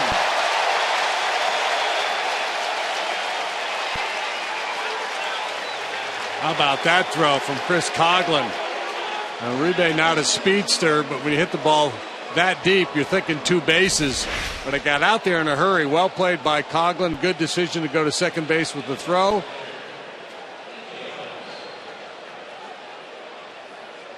Well, Van Slyke at third with 1 out. But instead of second and third, nobody out.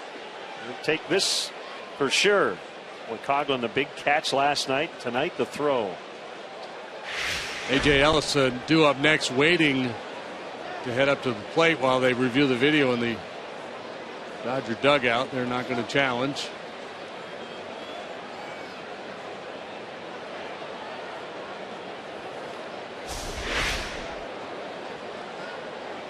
All clearly there in time. And boy, it was close. And here is Ellis, infield back. Van Slyke at third and 1 out. So Patrick and Barney here with the Dodgers. Wow, what a tough night for Jeff Samardzija last night. The A's gave it up late. Ian Hamill now with Oakland. Nate Scherholtz with the Nationals. Ryan Sweeney, Justin Ruggiano done because of injuries. This roster has changed a lot, and some veteran guys with a lot of big league time no longer here. And the Braves didn't really take off after acquiring Russell and Bonifacio. Yep. Thought that would be another kind of playoff angle here. But yeah, on 4th of July, when we found out about that trade, I don't think anyone would have pictured, the A's where they are now, even adding John Lester into the mix and still in danger of completely missing the playoffs. Ellis is going to get an RBI as Oak will beat him to first. It's now 2-1.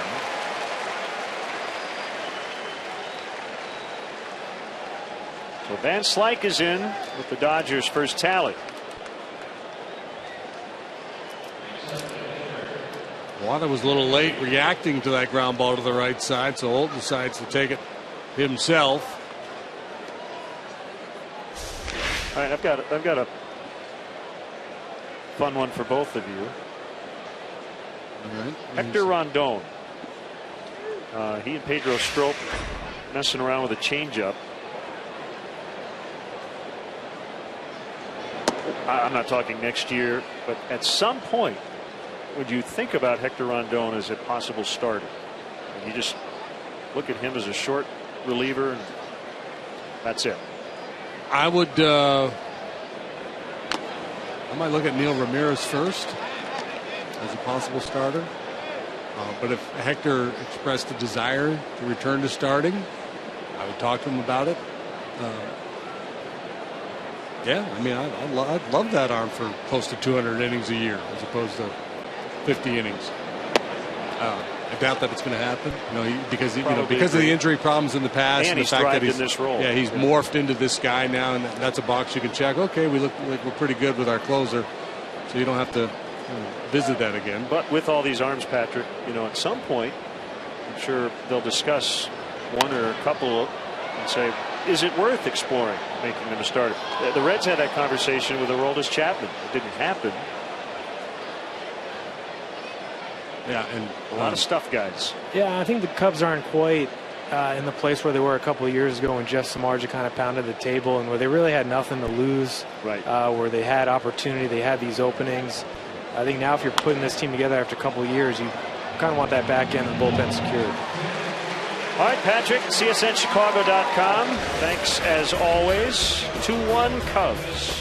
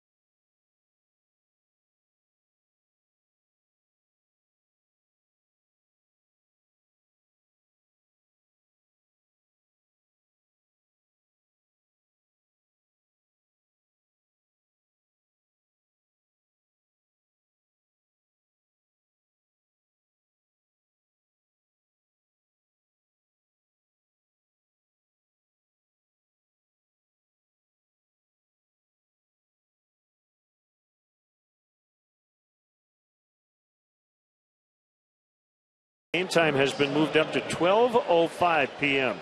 The first 10,000 fans in attendance will get a Cubs tumbler presented by Pepsi and Brookfield Zoo. For tickets, visit Cubs.com. I'll tumble for you. Why is that called a tumbler? As opposed to a glass or a cup? Yeah. Why is a coffee cup called a mug? I don't know. Oh. Ball one on Chris Coghlan.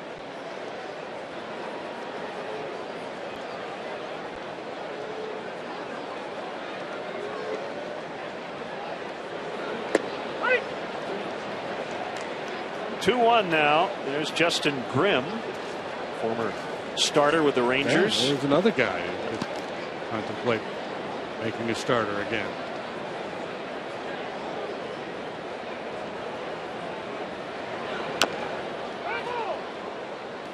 Coghlan having a nice night.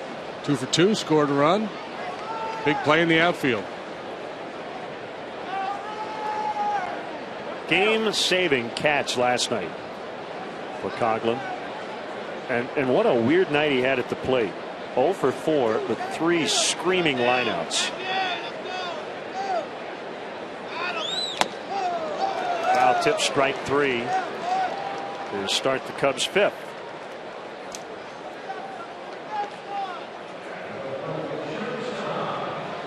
That might be it for Wada. That's it. Getting the fist bumps from everybody. Looks like he's done.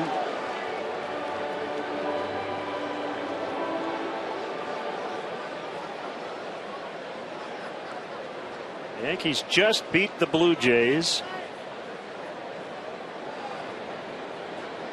Let's see. Game-ending sac bunt by Brett Gardner.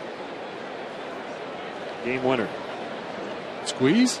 Sounds like a squeeze. I think so. Oh, let's see. A walk out. Trying to piece it together here. It's like forensics. Going back through the. Are you looking at a Twitter feed? No. Accounts of the game? Gardner sacrificed. It says. Base hit, Javier Baez. There's that noise again, the same one we heard with Soler and Puig. When a barrel of a bat traveling at a high rate of speed squares up a baseball. Those young, strong kids, my goodness.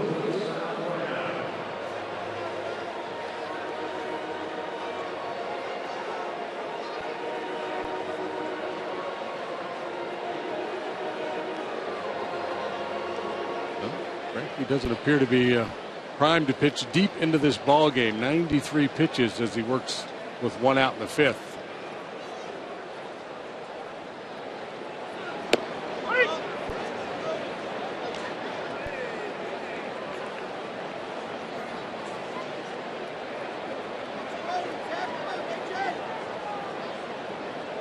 Oh yes, Chase Headley reached on an error that won the game. The Gardner sacrifice came before that. But Adam Lind committed an error to allow the Yankees to score the game-winning run.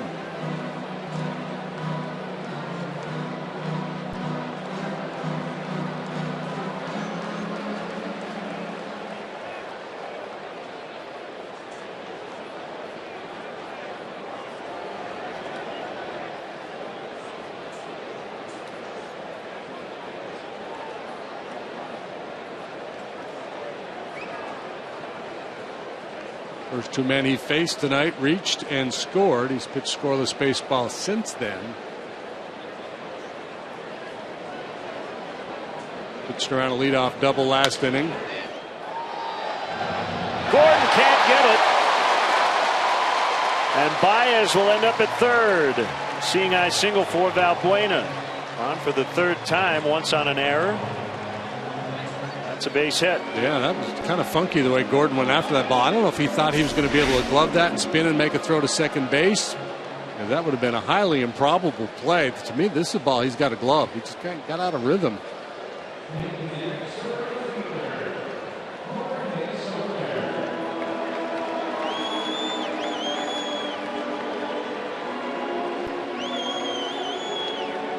nothing else, you've got to knock it down and prevent Baez from going to third base.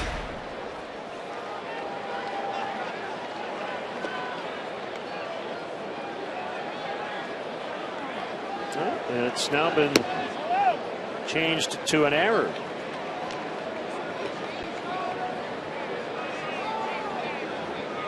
There's 3 errors on the Dodgers. Greinke, Gonzalez, and Gordon, all with miscues.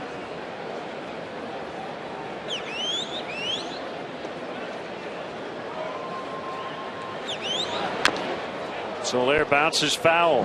Big chance here to add to the lead.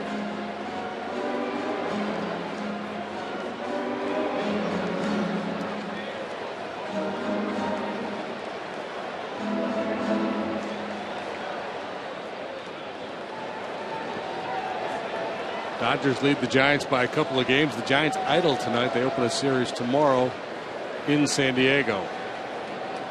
Rosie just changed it back to a single. Maybe he did. Yes, it's a hit now again.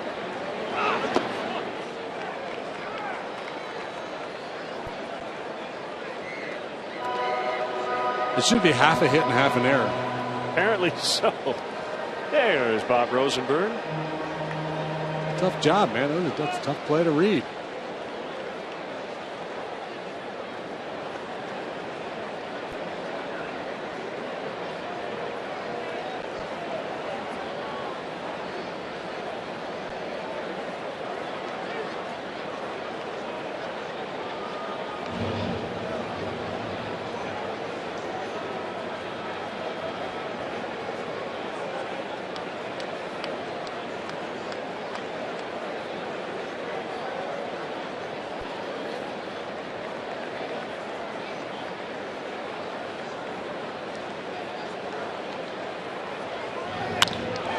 Base hit left field. Soler again comes through. Baez is in.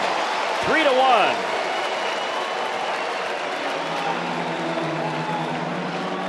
Second hit, second RBI of the night for Jorge Soler.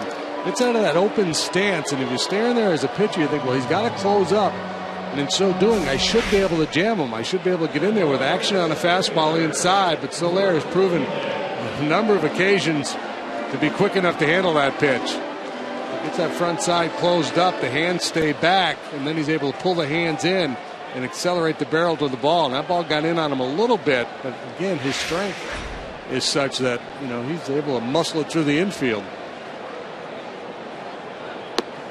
So a single, then an error, then a single, and then another single. Officially 3 straight singles. And no error. Pending review. I'm just giving you the timeline of the inning.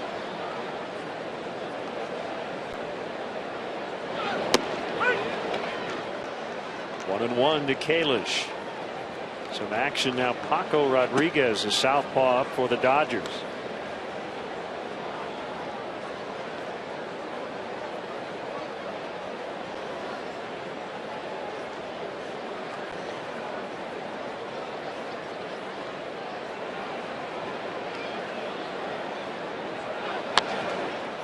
Somehow he went down to get it just before that ball hit the dirt.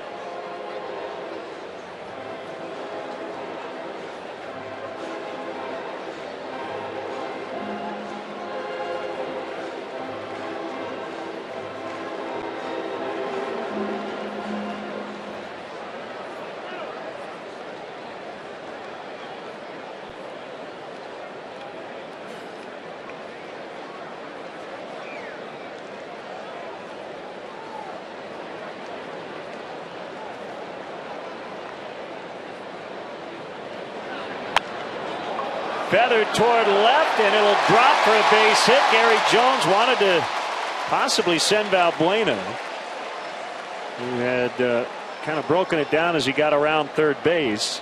So they are loaded up for Mike Olt.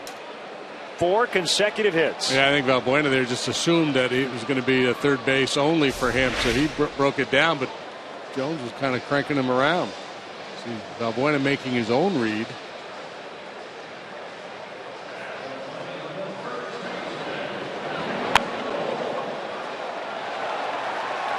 Softly thrown, softly hit.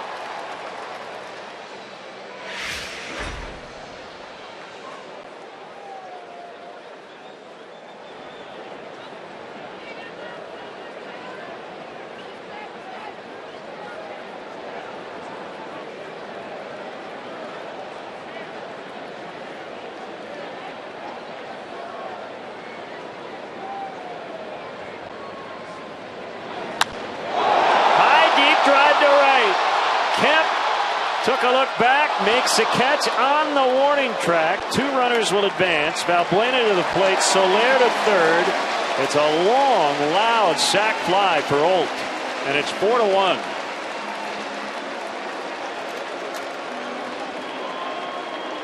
Well, good job there by Olt, wasting no time. Bases loaded. Don't want to hit the ball on the ground. Gets the pitch up, out, away from him, and just drives it to right field. Almost knocked it out of the ballpark. He'll have to settle for a sac fly. A good productive swing of the bat for Olt.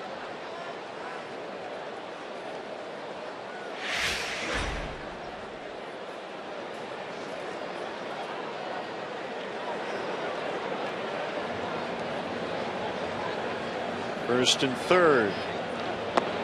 Watkins swings and misses. A lot of folks put Wrigley Field, a visit to Wrigley Field, on their bucket list. I don't think that's going to be the case for Zach Greinke. He has not had a lot of fun in this ballpark. An ERA of 14 in 2 starts coming into this one.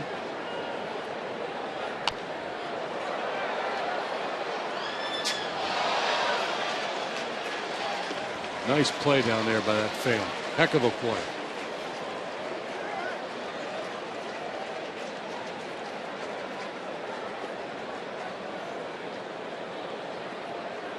Closing in on another 200 strikeout season.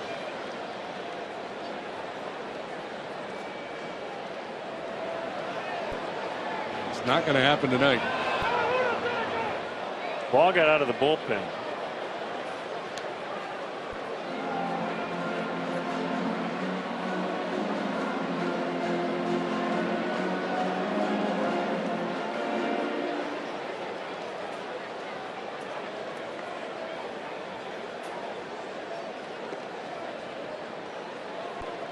Pitch outside. Pirates just finished off a 3-game sweep of the Red Sox.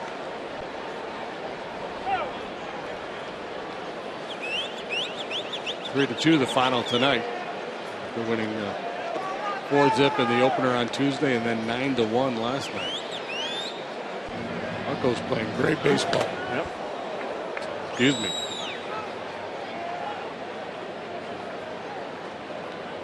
Well, there is a point, and you talked about, Texas taking care of Atlanta and Oakland. The teams that are in it just taking care of business. Not necessarily beating other playoff contenders, but just beating the teams you're supposed to beat. It's something, as we said, the Dodgers have done this year by handling their own division well. Playing .500 against everybody else. 67 on the curve, 2-2. Yeah, and that typically is the case. A lot of people think, well, boy, and you hear it all the time late in the year. You don't want to mess with these last place clubs. They're hungry, or they're playing loose because they got nothing to play for. In reality, the good teams beat the bad teams a high percentage of the time throughout the season. Maybe even more so in September, because when you come to the ballpark and you're in a race, you have a certain edge and a sense of urgency that a team playing out the string does not have.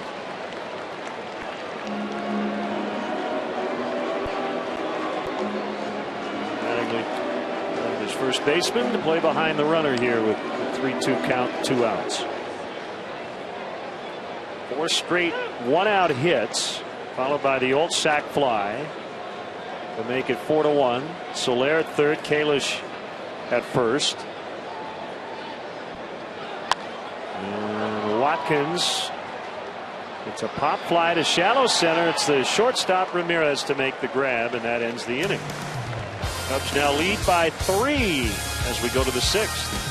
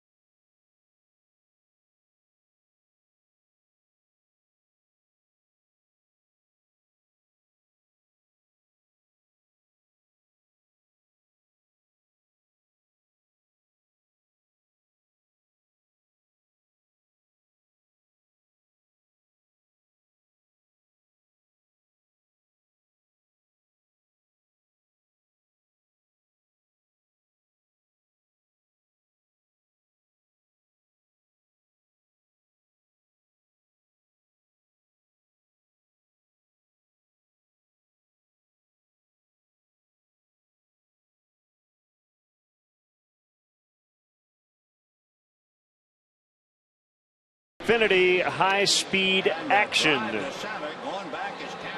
On this date, 2006, bottom of the ninth, 4 consecutive homers by the Dodgers to tie the San Diego Padres. Kent, Drew, Martin, and Anderson. Back to back to back to back. So from 9-5 to 9-9, and then Nomar Garciaparra won it in the 11th inning with a home run.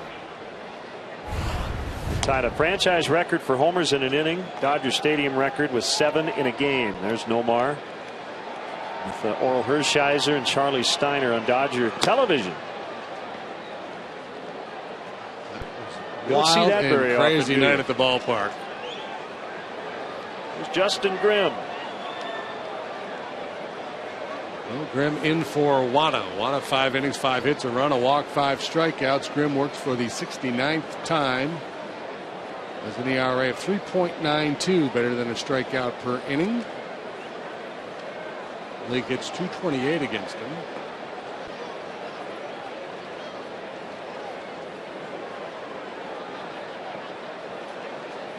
Got a few days off. Last time he pitched, it was in Pittsburgh. It didn't go well. He allowed 3 hits and 2 runs. 5 innings for Wada, 5 hits, 1 run, 1 walk, 5 strikeouts. And the Cubs pitcher of record.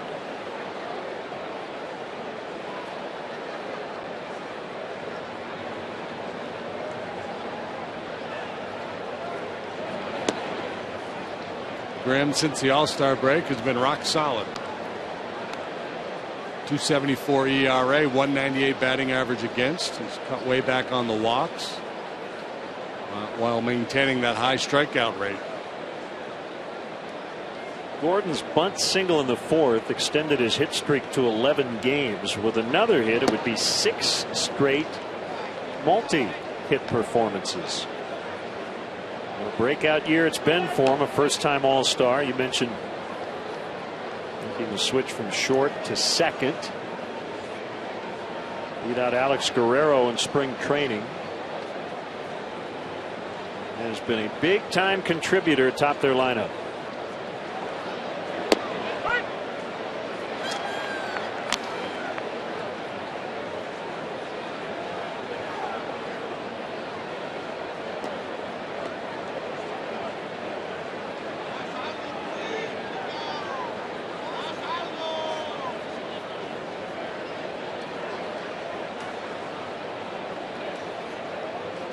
Deep breath by Grimm. The pitch. Slider missed, blown inside, 3-2. Wind has kicked up a little bit, blowing straight in from center.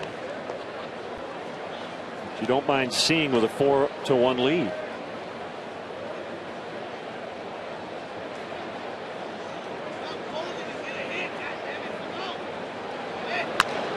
Challenged him with a fastball, and Gordon fouls. D. Gordon's given name is Devaris. D-E-V-A-R-I-S. Devaris Strange Gordon. He's the son of Tom Flash Gordon, the former major league pitcher. His brother, first round pick of the Twins this year.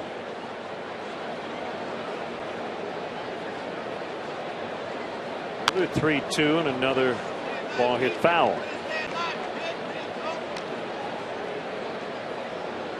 Flashes last year, 2009. D made his debut in 2011.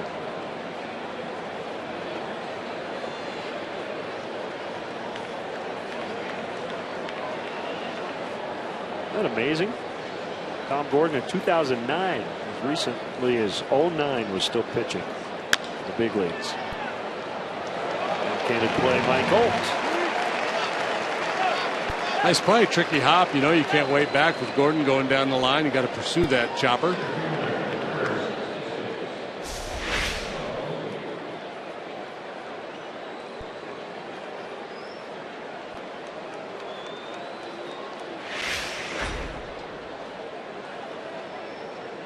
Puig, 1 for 2.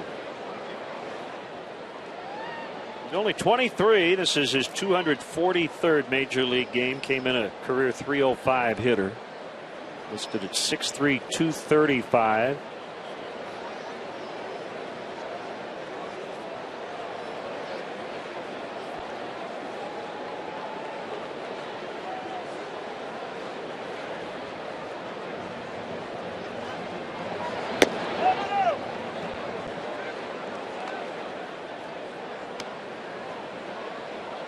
On August 15th, Puig was hitting .315. Then over a 19-game stretch, he hit .143. He has followed that up by going 10 for his last 27.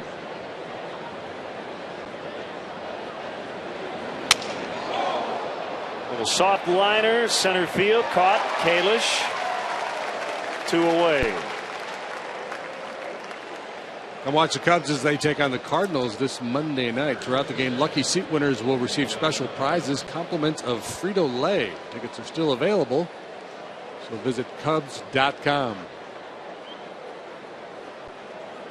You know, this is our final Thursday game of the year. I didn't until you said that. We're off next Thursday.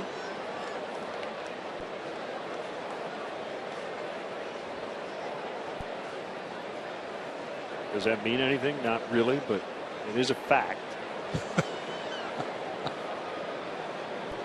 Not all facts are equally interesting.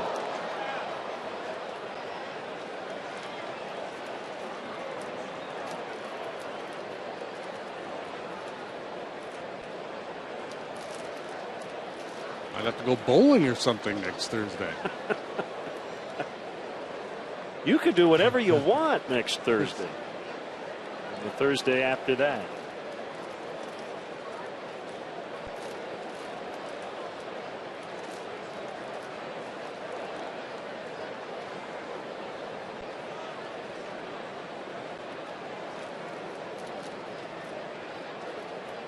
Ooh, good yacker.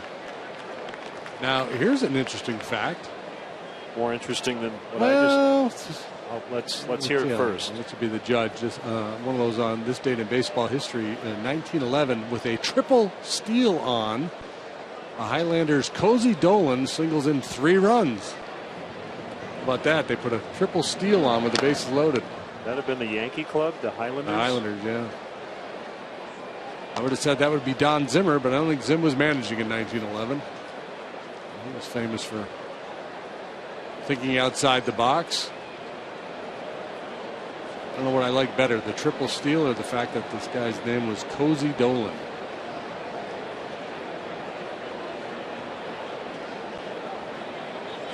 Two strikes on Adrian Gonzalez.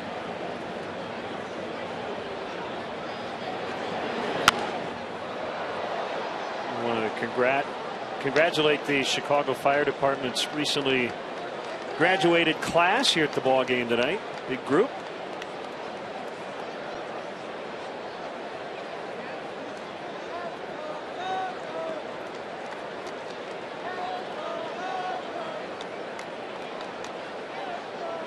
Everybody bundled up tonight. Pitch. Yeah, Gonzalez is a complete hitter. He's obviously a dangerous hitter with power. Hits plenty of home runs, a lot of doubles, leads the league in RBIs. But you know, he'll change his approach given the situation. He'll spread out a little bit with 2 strikes. He'll get a little quieter. He'll be willing to hit a single the other way. He'll work against the shift sometimes, try to shoot the ball the other way when they got the strong pull shift on against him. Ricky Renteria, talking with him before the game, he said Anthony Rizzo reminds him a lot of Adrian Gonzalez. He had Gonzalez in the Marlins system in the minor leagues. Remember, Gonzalez was a #1 overall pick. Mm-hmm. And then had Gonzalez in San Diego. And seen both guys a lot. It's a good comparison. Yeah, and we've seen Anthony do those very same things in the batter's box. We've seen him bunt against the shift a couple times. We've seen him adopt a 2-strike approach. when it makes sense. They were traded for one another. The Red Sox Padres deal.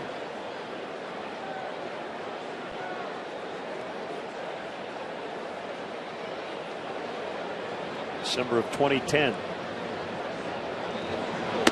Strike 3 called. Grimm with a 1-2-3 6th inning. It's the Cubs 4 and the Dodgers 1.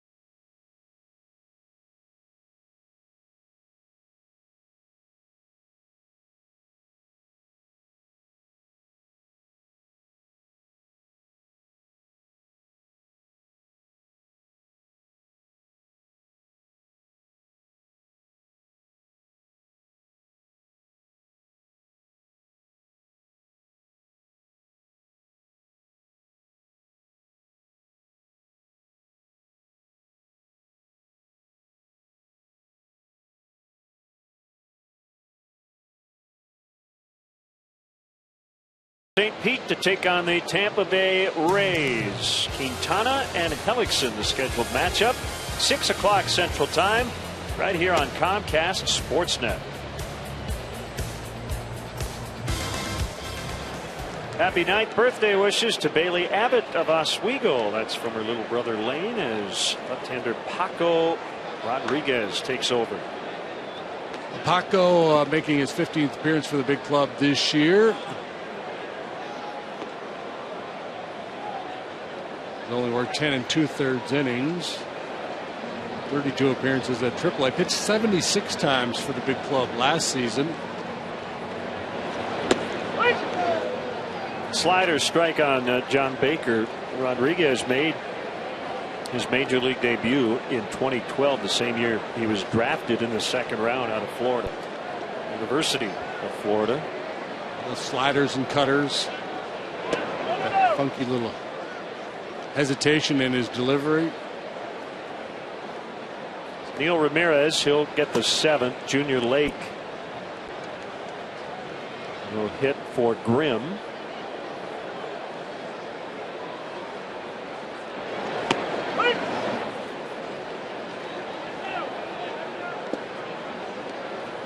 Gabriel Baez up for the Dodgers.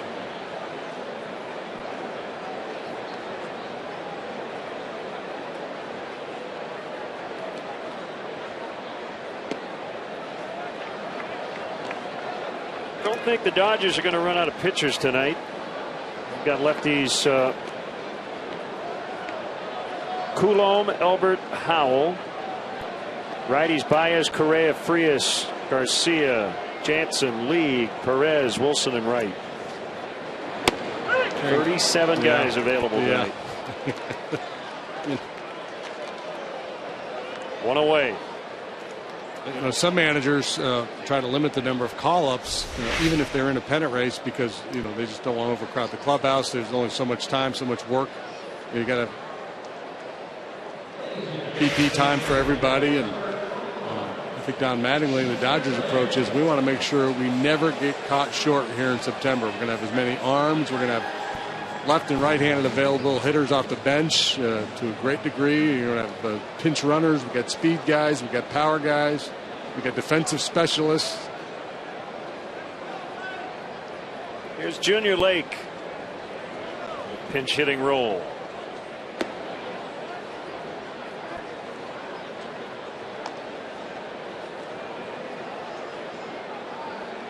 Probably called up an extra bus driver just in case.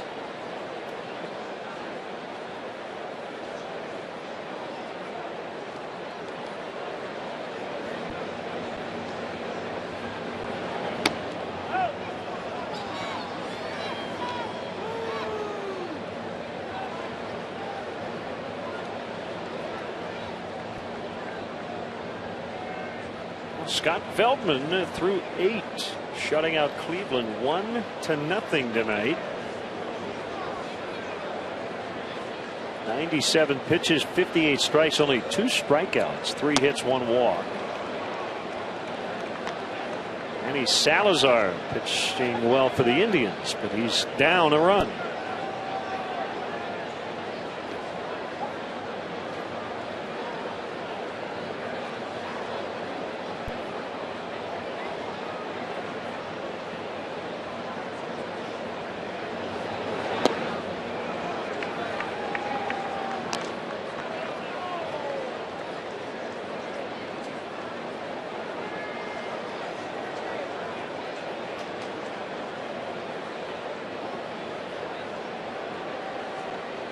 Coghlan on deck, 3-1 on Lake.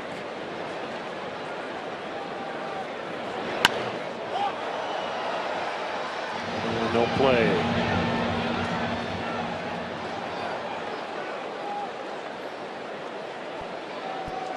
You know, the newborn fan club is the perfect gift to showcase what it means to be a Cub for life. Receive a customized photo announcing the birth on the Wrigley Field marquee, a Cubs birth certificate, Cubs baby stocking cap, and a Cubs Rookie of the Year onesie. Perfect for parents and friends alike. Visit Cubs.com for more information and to sign up today. Get that baby on board. Get the baby the gear now, and so when the Cubs are winning, the baby cannot be accused of being a front runner. Rodriguez puts the ball towards center, now to the plate. High drive that's going to hook way out of play. That baby's first word was Soler. Hey, Zach Greinke, good news, I guess. He gave up 4 runs in 5 innings, but his Wrigley Field ERA went down 2.5 runs tonight. 14 to 11.57. He's not going to be lobbying to pitch here anytime soon. 18 earned runs in 14 innings as Lake draws the walk.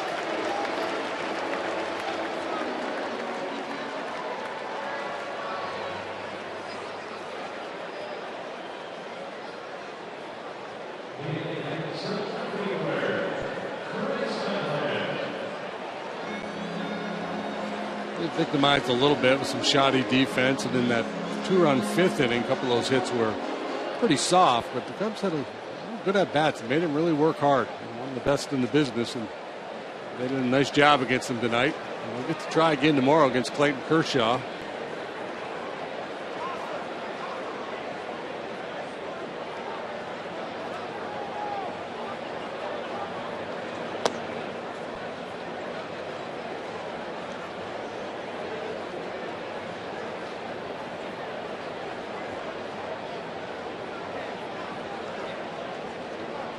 Paco Rodriguez was the closer for the University of Florida. It used to be pretty rare that a guy would be a relief pitcher in college and then end up in Major League Baseball. Usually, the best arms were the starters and the lesser arms worked out of the pen. That has all changed. Mark Melancon, another guy. Melancon was a closer in college.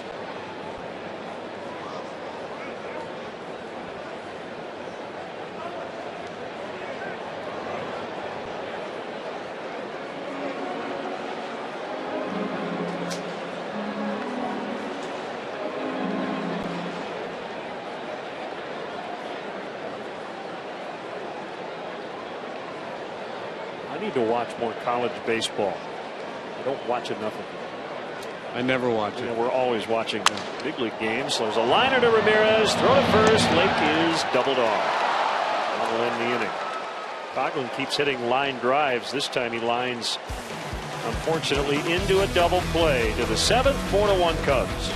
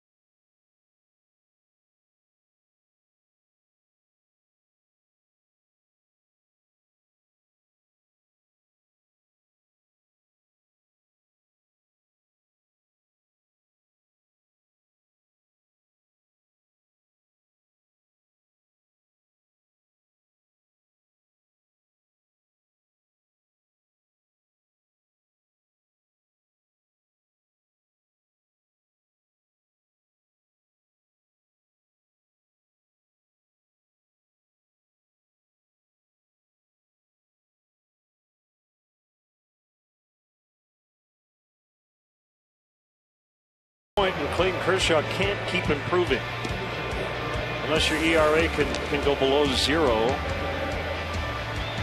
He has, in the era of the pitcher, has just been incredibly dominating, and he'll pitch tomorrow here at Wrigley Field. And he's what, 26 years old, something like that. Here's Neil Ramirez. Neil's been awfully good. 135 his earned run average. Very stingy, tough to hit. League bat's just 170 against him. He's got Kemp, Ramirez, and Van Slyke due up here in the top half of the 7th inning. Clayton Kershaw turned to 26 in March.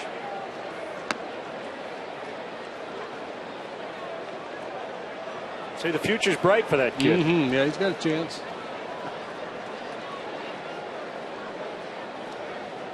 Kemp, Ramirez, and Van Slyke due here in the Dodgers 7th.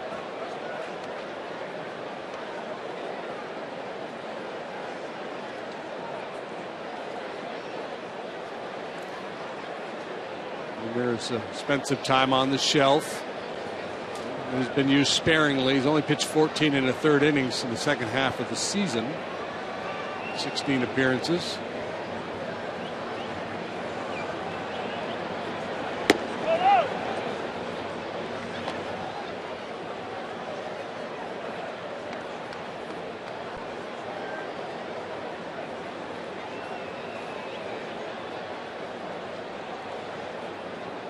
On the stretch, working from the first base side of the rubber. And Kemp powders one to deep left center.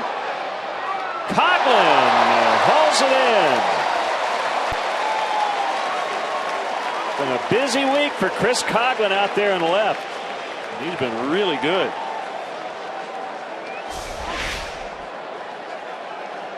Has to make a late adjustment on this one. The wind holds it up. On another night, that ball probably flies out of here.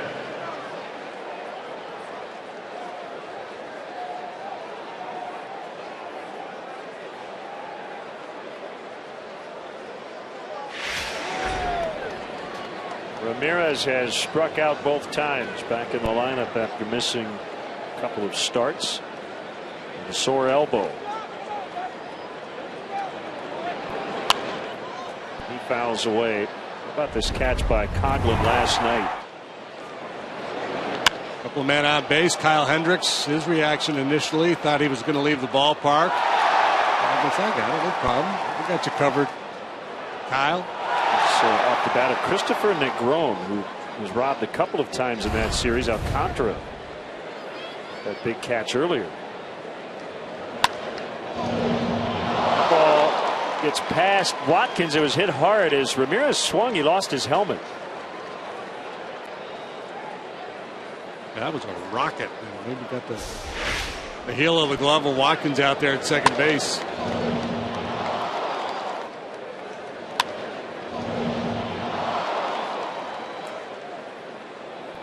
Catchable, but I would argue it's so hard it's got to be a base hit.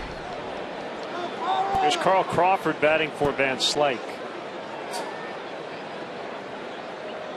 He's been on a tear lately. That's the thing about Wada's job here tonight, what he has done in the bullpen so far. They've shut down a club and really been swinging it well.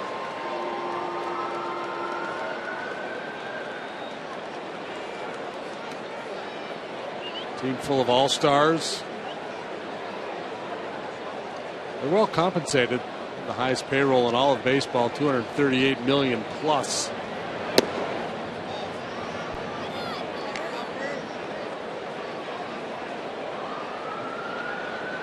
Well, as you said the other day, there's really no way this team could overachieve because the level of expectation. Right. Yeah. And that's what hurts Don Mattingly's case, for manager of the year. What helps his case is the point you made earlier about the injury issues and some of the drama that goes along with managing the personalities on this club. The fact that he's been able to hold it all together.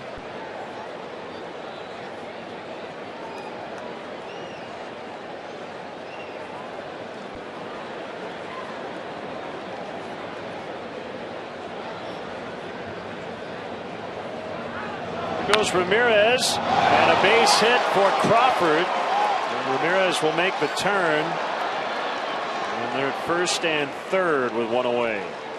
Boy, 3 balls have been smoked here in this inning by Kemp, Ramirez, and now Crawford.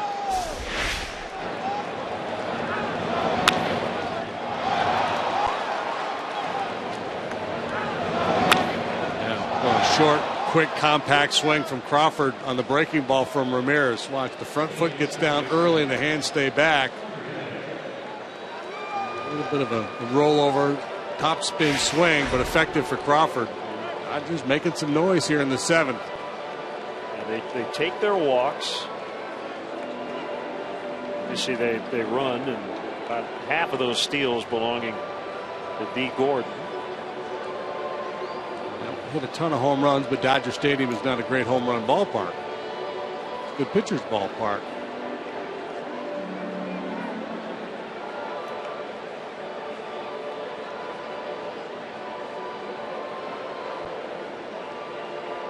Batter will be Juan Uribe. He has walked and singled. He was thrown out trying to stretch that hit into a double in the 5th. So Chris Bosio will head back to the dugout.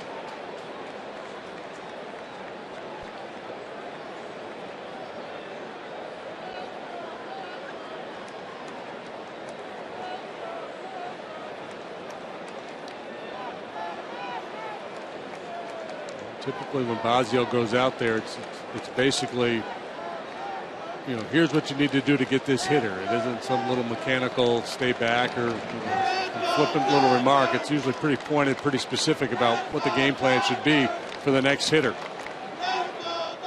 Ramirez at third, Crawford at first, and a good knockdown by Baker as that ball got a few feet away from him, but the runner's holding.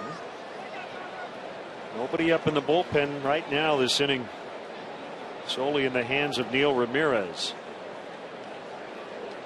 No way Baker was going to let that ball get across the goal line.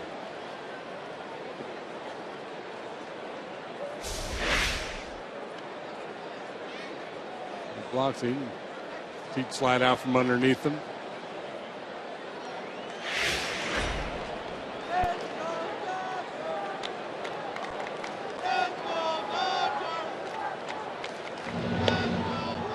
Check on Crawford.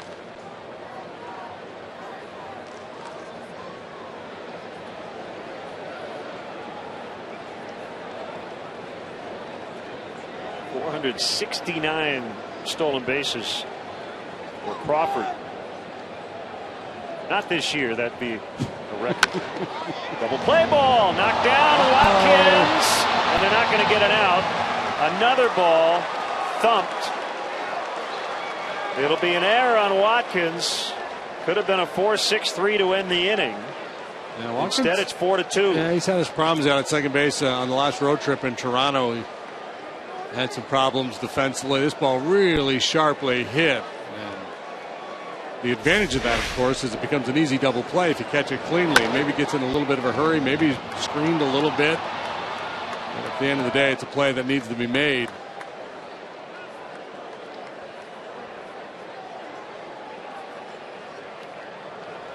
Andre Ethier is going to hit for A.J. Ellis.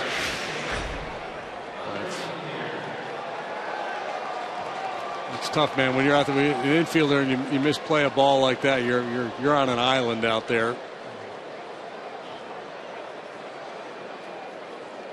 I was going to mention it earlier. When you look at the Dodger bench, you could put together a starting lineup.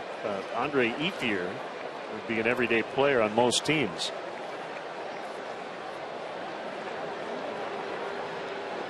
Coming off the bench here tonight with 2 on and only 1 out. His team down a couple. Yeah, and how about the year Justin Turner is having for them? Yeah. Have an unsung hero award. He would probably be the guy for the Dodgers. Ethier went, according to Jerry Davis. Turner's on deck. Pitcher spot. You can see him in the background.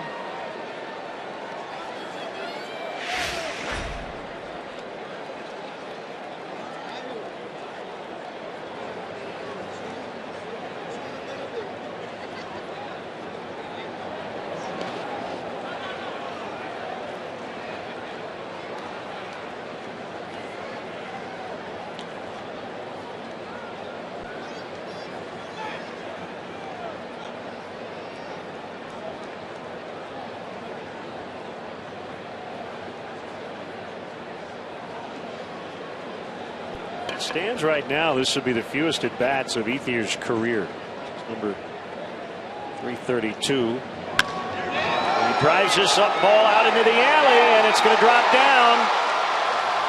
Crawford stumbled a little bit around third, but he'll score. Uribe to third, and it's a 1-run ball game. Andre Ethier with an RBI double.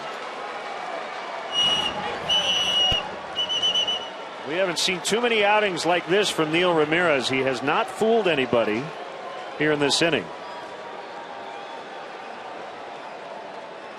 No, and it didn't matter, left, right, didn't matter which side the hitters were swinging from. He's been very good against everybody this year. It's a great swing by Ethier. He just sticks his nose on that one and drives it into the alley in left center. Take a look.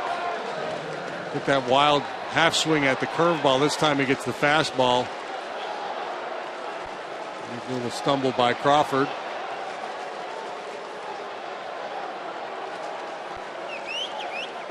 Sweet stroke. So Alt will play even with a bag at first and off the line with the right-handed hitting Turner. Everybody else back.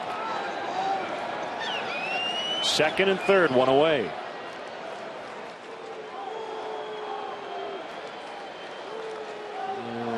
We'll see somebody get up in the bullpen.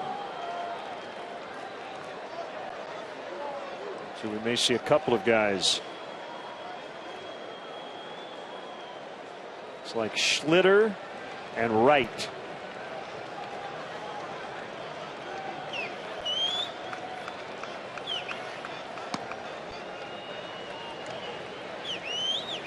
Brian Harper back there with the scouting report book. Hitting coach at Iowa, but helping out in the bullpen with Lester Strode away from the club.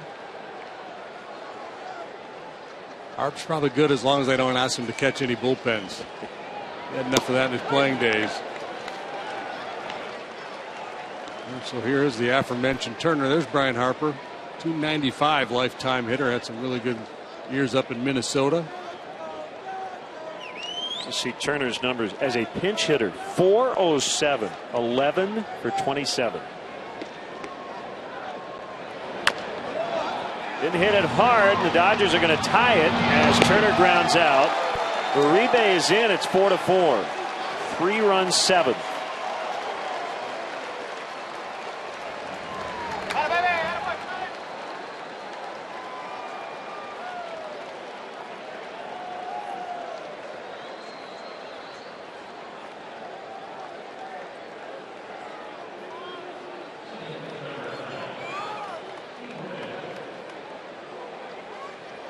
So Ethier now at third, and it's D. Gordon, so the corner guys have to come in, even with 2 outs, guarding against a possible bunt.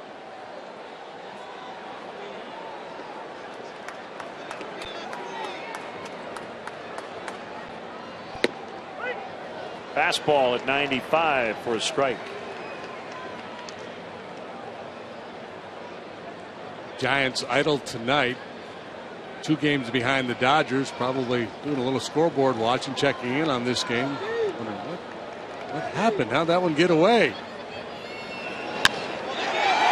the Dodgers have the lead now. Ethier will score. Gordon makes a turn as he loses his helmet. Standing double. His second hit tonight.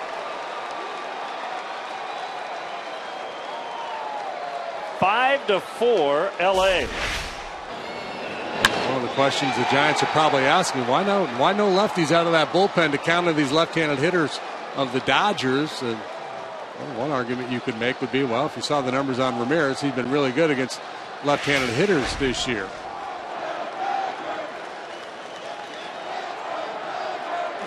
String of good at-bats, a critical error, and the Dodgers take the lead. A 4-run inning, and it's still not over. Here's Puig.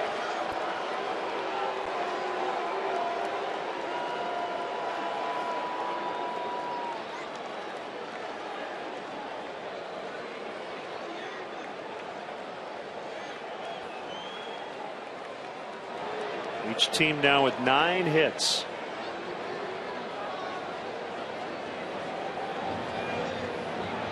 Line shot, base hit. Gordon around third. Here comes the throw by Kalish.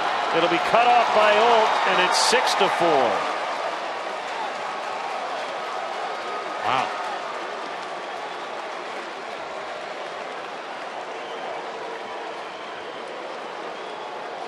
An onslaught here by the Dodgers in the 7th. And that'll be it for Ramirez.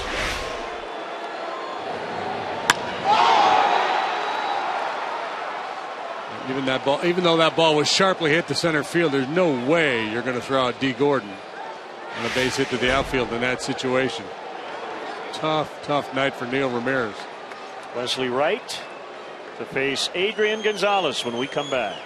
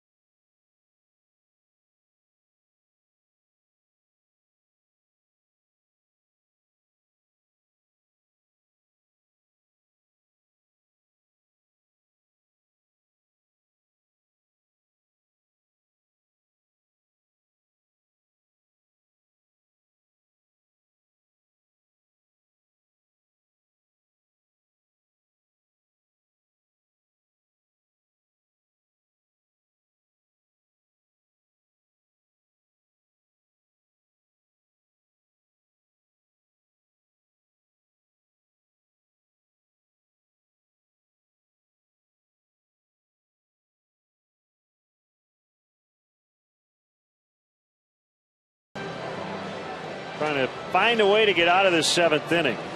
Adrian Gonzalez stride to home plate, the 9th man to bat for the Dodgers here in the 7th. Leslie 0-3, ERA of 3.13.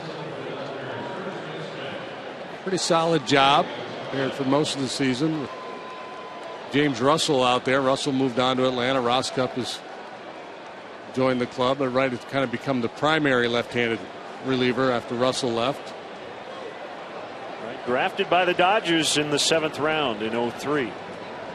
6-4. After the Cubs led this game 4-1. 1-0 on Gonzalez.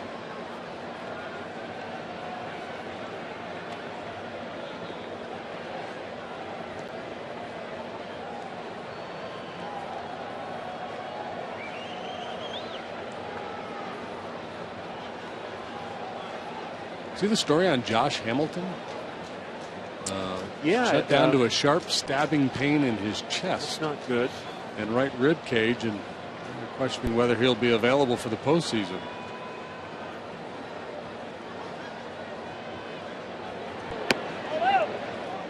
Fastball missed outside, 2-0.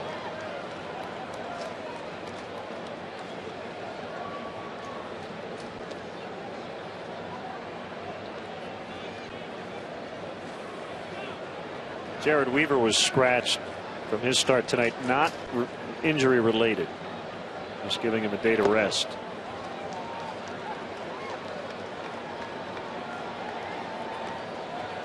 Angels clinched the AL West last night.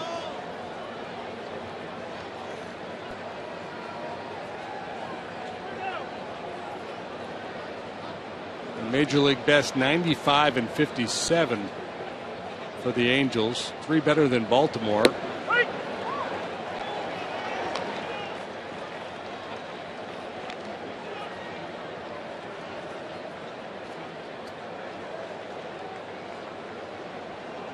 In the bottom of the 3rd, Mariners and Angels are scoreless. Big game for Seattle.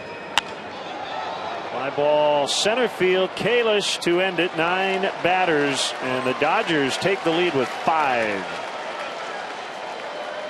Guest conductors for Take Me Out to the Ball Game. Big Ten Network analyst Dave Revson, Howard Griffith, and Cubs and Big Ten fans, we want to hear you good and loud. And a 1, a 2, a 3. Take me out to the ball game. Take me out to the crowd. Peanuts and Cracker Jack.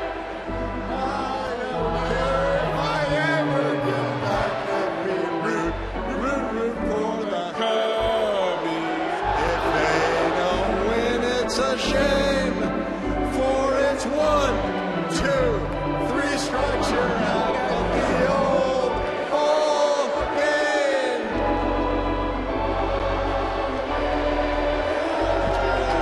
Let's get some runs.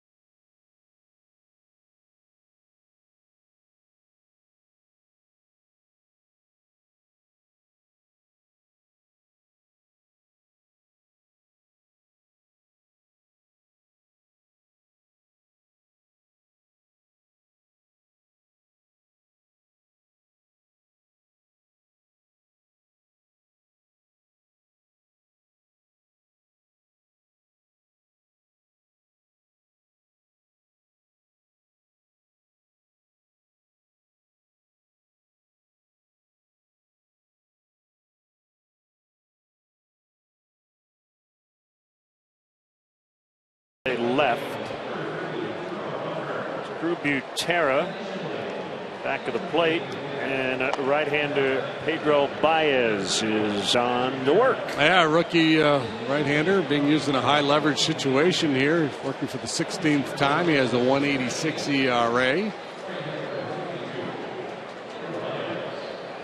Fastball that averages 96 miles per hour.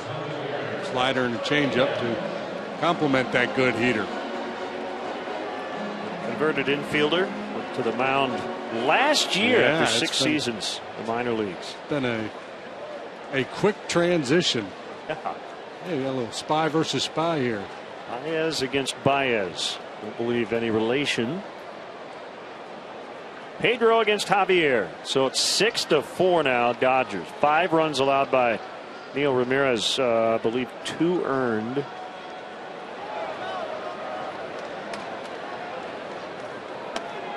And high for ball 1.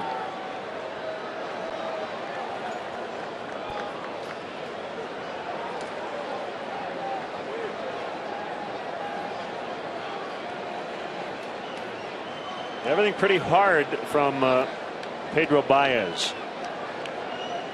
Doing a changeup in the upper 80s.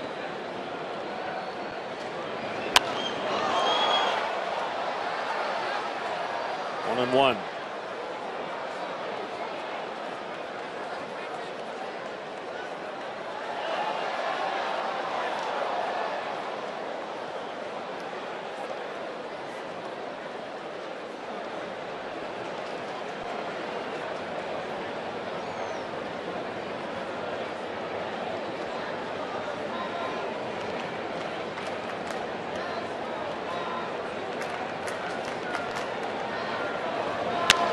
Hard hit ground ball.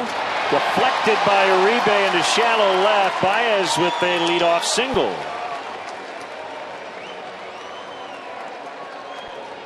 So the 3rd time he's been on tonight.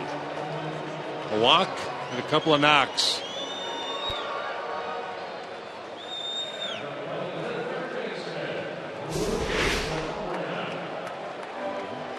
Ball right over the heart of the plate. Down a little bit.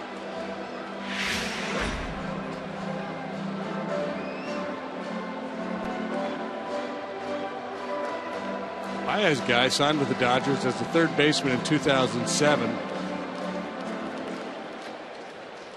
Actually played in the All-Star Futures game as an infielder. So obviously at one point was very highly regarded. Yeah.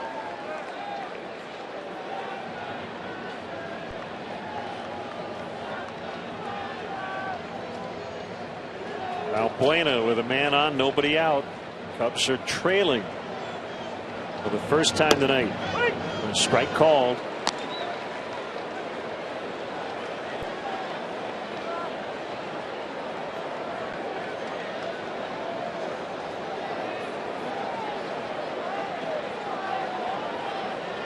J.P. Howell up in the Dodger pen.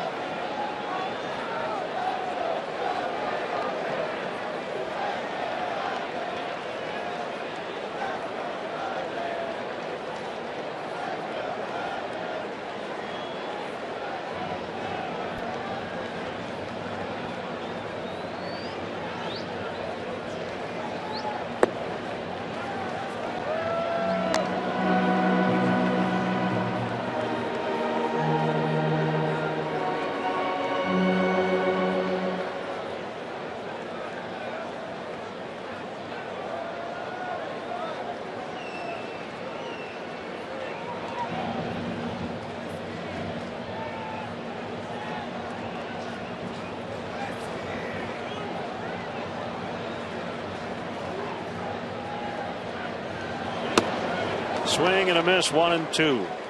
Indians have tied the Astros. They've knocked Scott Feldman out of the game. 1-1 in the top of the 9th in Houston.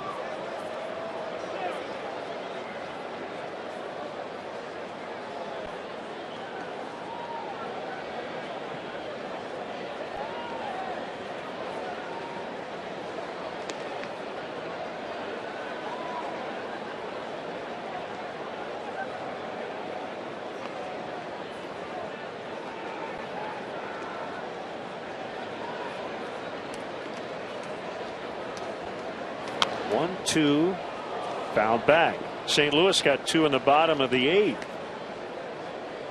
to level that game. So they're 2-2 in the 9th. Milwaukee batting.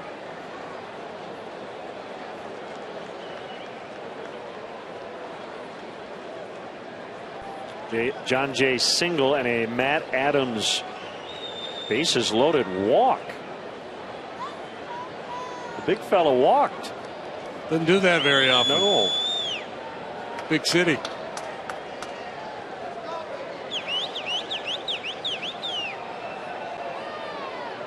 That'll be a heartbreaker for the Brewers if that one gets away.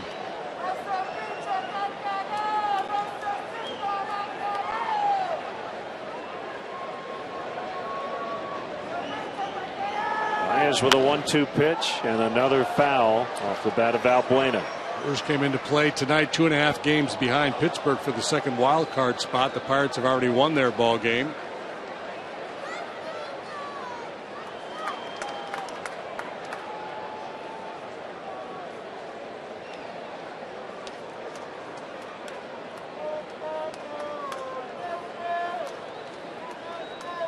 Be some managers in trouble. Some of these late season fades. The Brewers, Atlanta. I wonder even about Bob Melvin out in Oakland. If the A's end up not making the postseason.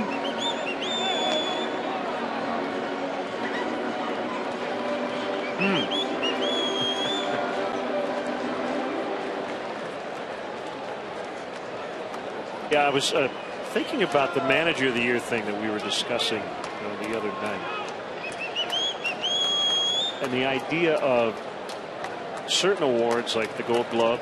Once you win one, you kind of get the reputation, and then you win it every year. First a 1-2 to Valbuena. I think you know where I'm going with this. So let's say you're I don't want to even look up the years. It doesn't matter. You're a young Tony La Russa, and someone decides he might be the best manager in baseball, and he wins the manager of the year. Why wouldn't he win it, 10 of the next 14 years if he's one of the best managers in baseball? Right. Do you get bad at managing? Did you have a bad managerial season?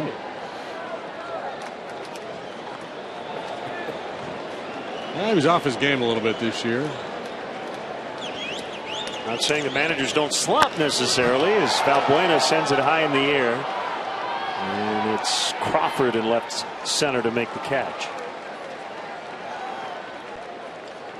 Perhaps you're looking for a place to meet friends before or after the game. How about the Captain Morgan Club here at Wrigley Field? Has more than 40 flat screens, great food, Wrigley's largest outdoor patio. It's the place to meet. Come celebrate a Cubs win and join us for the Captain Morgan Club post-game party featuring great music and Wrigley's friendliest staff. For more information, including specials and private party options, call 773-404-4750.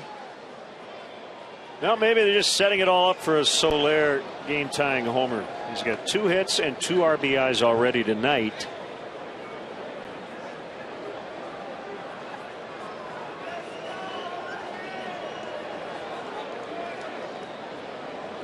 He has a calm about him. He's just standing there in the box. All right, Baez, whenever you're ready, let me know. We'll get this on.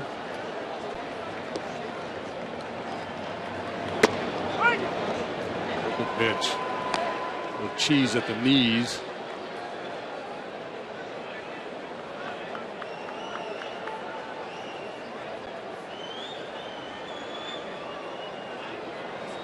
Five runs, 1 earned. Charge to Neil Ramirez tonight. Error by Watkins. 4 of those runs unearned. Yeah, clearly a critical error in a play that should have been made. Would have been an inning-ending double play, but still you have to pitch around an error from time to time too. And Neil will tell you that he just wasn't sharp tonight. Yeah, he gave up a lot of hard contact tonight. Hector Rondon had a couple of blown saves earlier this year, and there were some bloop hits. So you feel like you say, well, yeah, he blew the save, but he didn't pitch that badly. It could be a stretch to say that Neil was good tonight and was simply victimized by bad defense. 1-2.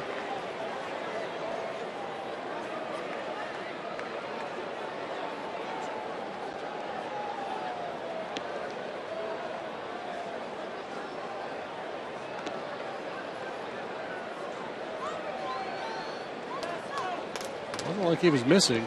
13 of his 17 pitches were strikes.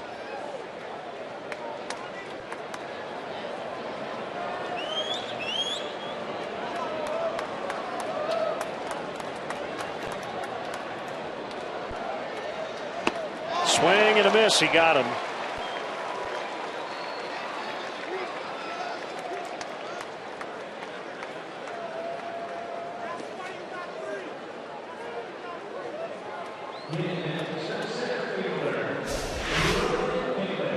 You win some, you lose some. And the first two fastballs were really right on the knees on the outside corner. This one catches a good chunk of the plate. And it's up a little bit, but at 95, he was able to slip it by Soler.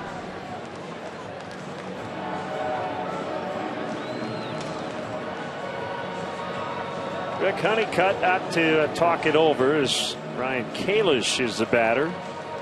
Baez started the inning, or I should say Javier Baez started the inning with a single, but he's still at first now with 2 gone.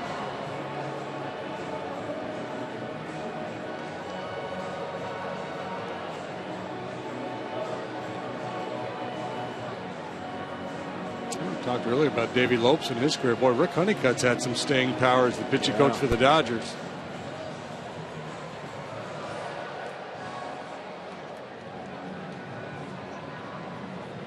Long major league career too. You see what the Dodgers pitching staff has done with the former big league pitcher Rick Honeycutt.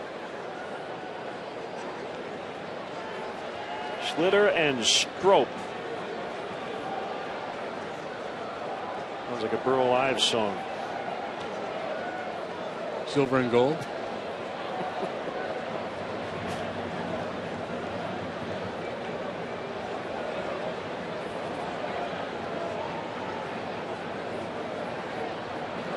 Kalish fouls.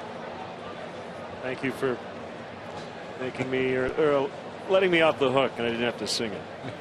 Feel free. No, I just, you got to be careful. I don't know how he moved around with no feet there. Sliding around.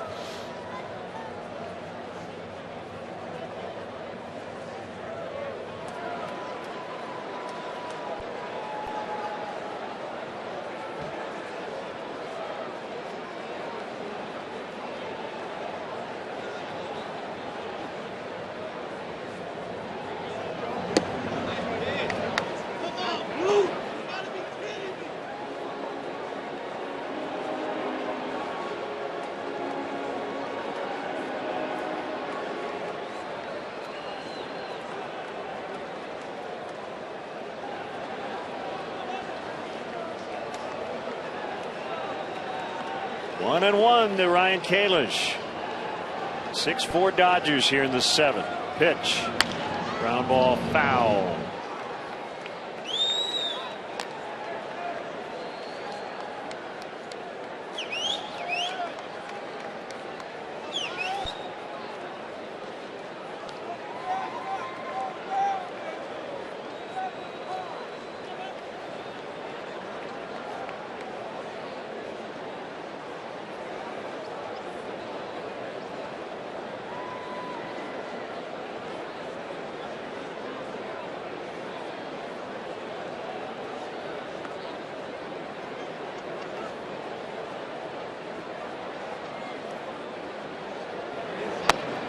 Outside.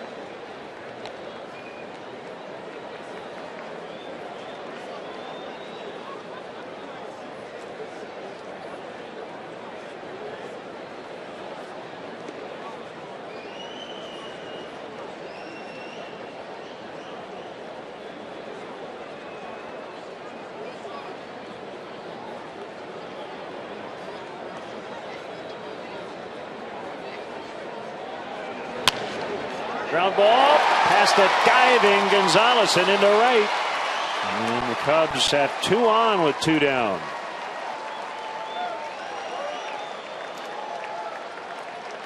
His second hit. A little flare to left last time. Here, solid ground ball single through the right side. Off the hard thrower.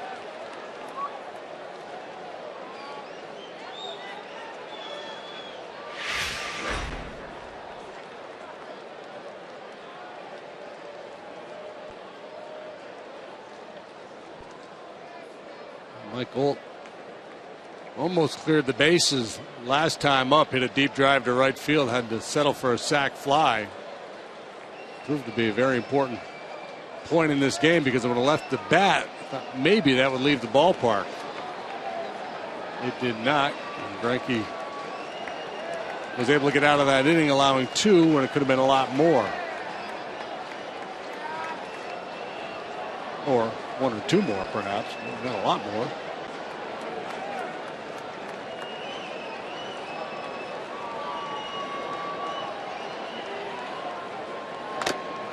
He got a pitch. Wasn't where Baez necessarily wanted it, but Holt simply could foul it back. It's 1 strike on him. It's taken plenty of time between pitches here.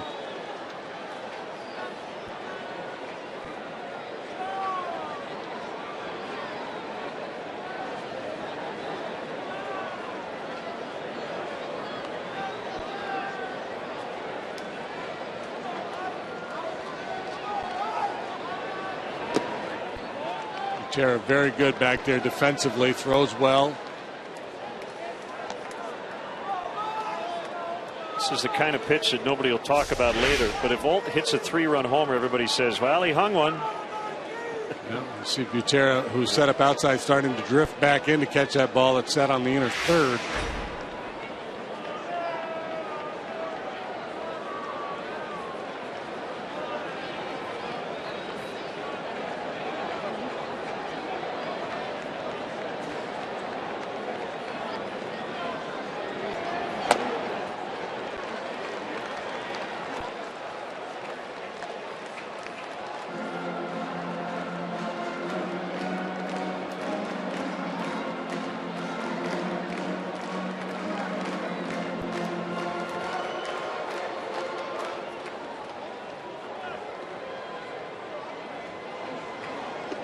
Kalish represents the tying run at first base.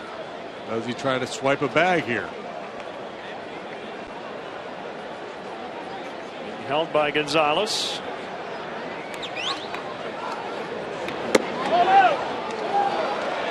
Take 3-1.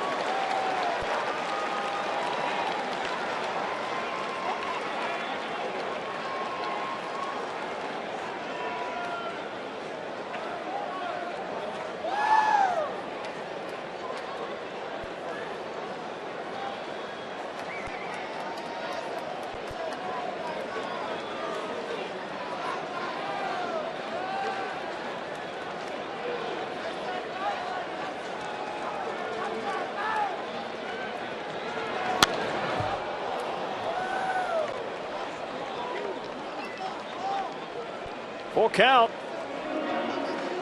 2 down, runners at first and third. 6-4 Dodgers here in the 7th. And with Holt's power, I'm surprised they're not a little deeper in center and in right. 2 base hit ties the ball game. Well, the wind is blowing in.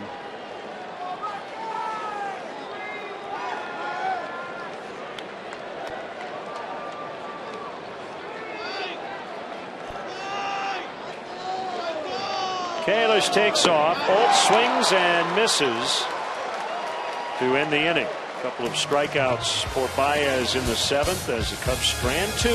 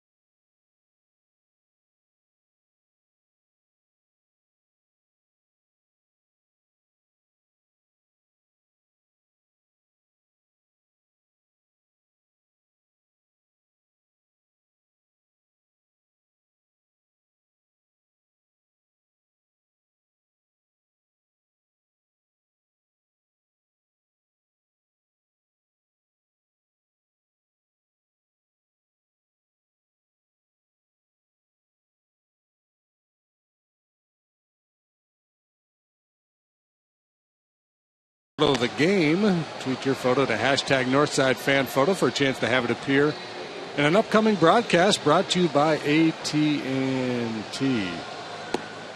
A good shot on a bright sunny day at the ballpark. It's a cool, breezy evening, and Brian Schlitter is going to work for the 58th time. It's like a 4.08 ERA to the mound with him here this evening.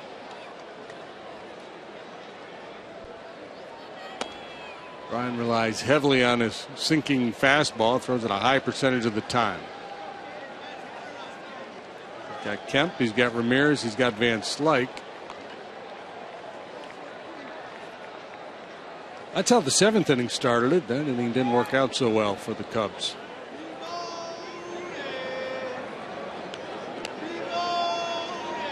Well, it wouldn't be Van Slyke this time, it would be Crawford.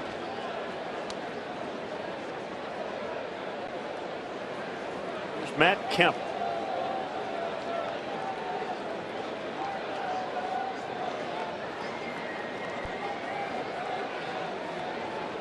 Oh for 3, hit the ball hard twice, lined out to center first time, up deep drive to left last time. Wind knocked it down, Coughlin ran it down.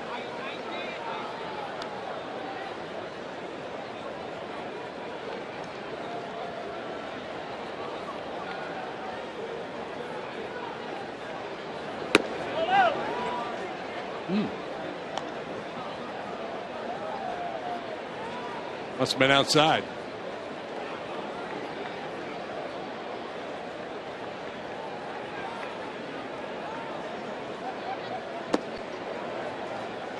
Slider low, 2 balls and a strike.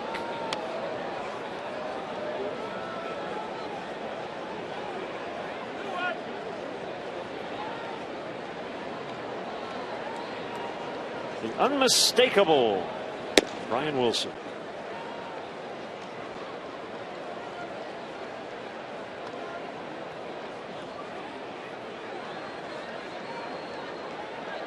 Gone to extras in St. Louis, 2-2 after 9. Bounced to third as Valbuena played the short hop.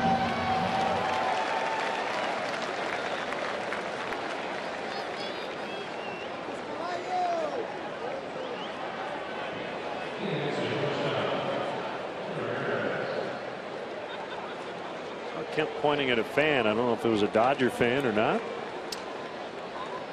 Seemed it was being playful. Here's Ramirez. There's Tommy, a Hall of Famer, Tommy Lasorda. This is his 65th season in the Dodger organization.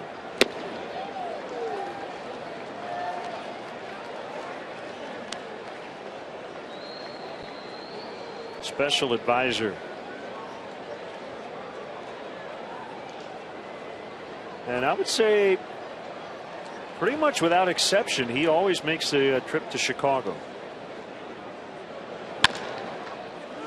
Valbuena will bobble and can't make a throw, and Ramirez will likely be given a base hit. He is. He's 2 for 4. I saw Tommy downtown earlier this year when the Dodgers weren't even in town.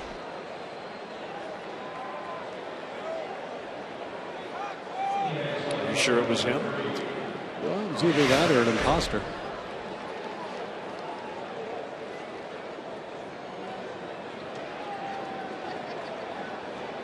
Crawford came off the bench, singled in the 7th.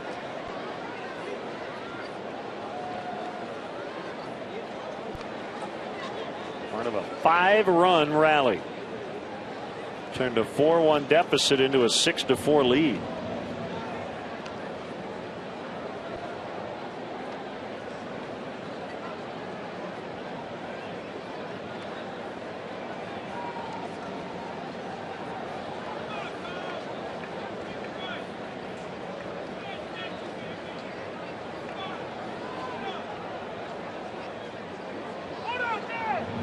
No pitch, time called.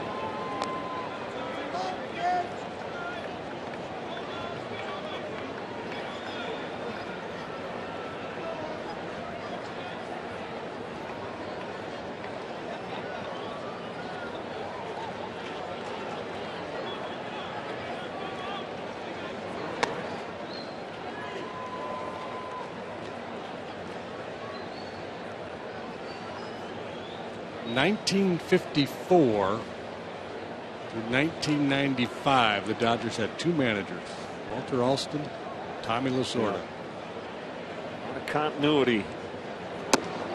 Crawford late, 1-1.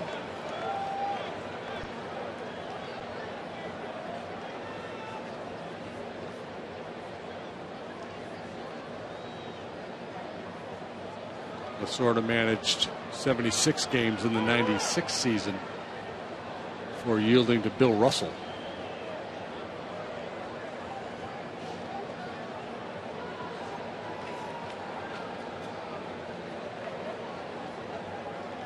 After Lasorda, it's been Russell, Glenn Hoffman briefly, Davey Johnson for a couple of years, Jim Tracy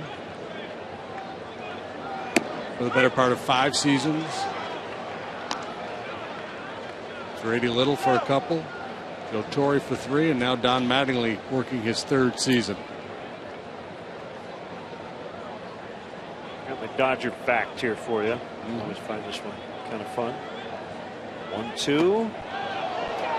Crawford held since 1921. The Dodgers have had a winning record in every year ending in a 1. 31, 41, 51, 61, 71, all the way up to 2011. When we get to 2021, you can bank on it. 82 win plus season for the Dodgers. Crawford strikes out. 2 away here in the 8th.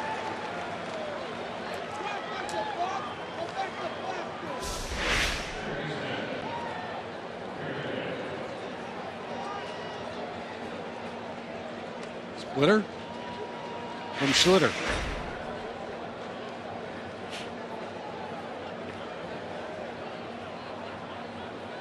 He says carefully.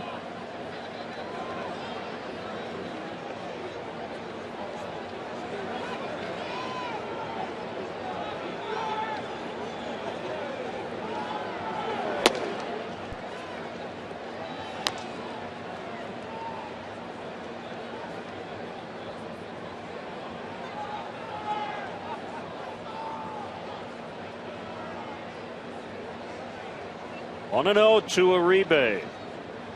Kick the pitch. Sinker right in there. 1-1.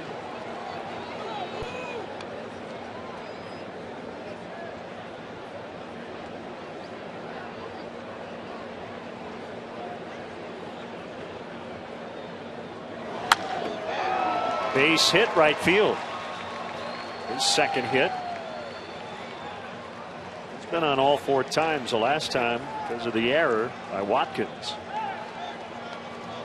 Cubs able to keep the Dodgers in check for a good chunk of this night, but again, this is a team that had really been swinging the bats well, averaging just under 5.5 runs per game in the month of September, best in the National League. Club you don't want to give extra chances to, and that's what happened in the 7th. They're trying to make a little more noise here in the 8th. This is Jock Peterson, one heck of a hitting prospect.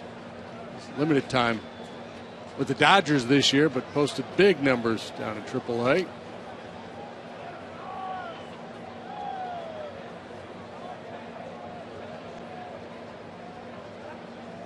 This is the kid you had the story on earlier that they were giving away his car. Old beater that he drove. Right. Yeah. So do you know the story of Charlie Dressen at all? I know the name Charlie Dressen. Well, the reason I ask, and he was from Decatur, Illinois. His 3-year stint as a Dodger manager before Walter Alston took over. They went 97 and 60, finished 2nd. 1951. They went 96 and 57, winning the pennant in 52. And then they went 105 and 49 in 53 to win the National League pennant. So obviously the question is, why did he not manage them after that? Here's the 2-0. It's off the outside corner. Reading here from Baseball Reference, a bullpen page on Dressen. After leading the club to the World Series in '52 and '53, but losing both times to the Yankees, he demanded a 3-year contract from team principals Walter O'Malley and Buzzy Bavasi. Instead, they fired him and replaced him with Walter Alston. But Peterson takes a 4-pitch walk. So he tried to play his hand, and they called his bluff. Bases loaded. Here's Drew Butera, and first Chris Bosio will come on out. And lesson learned, right, by Walter Alston, because he never had more than a 1-year contract. Always a 1-year deal.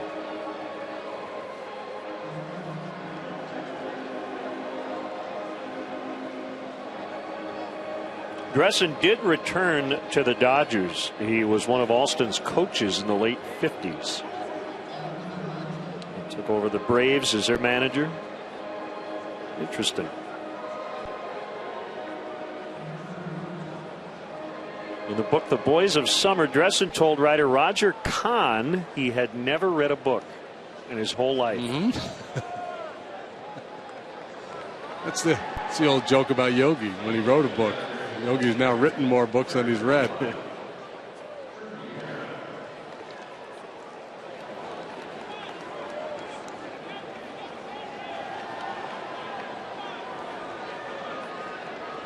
And again, according to Baseball Reference, he played not only baseball but football as well.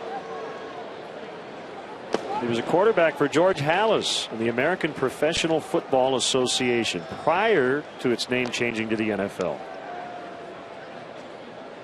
And a couple more seasons in the NFL. So now you know.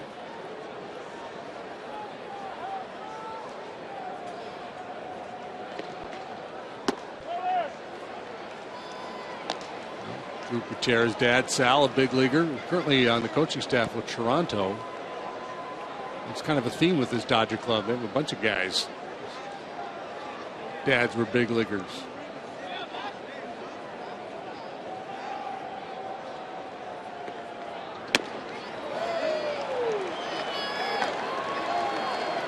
Three and 0 with the bases full.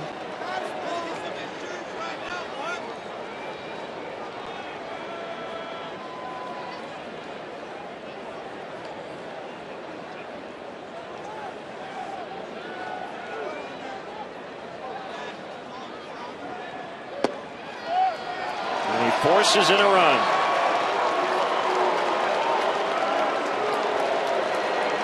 7-4. RBI for Butera, and that'll be it for Schlitter.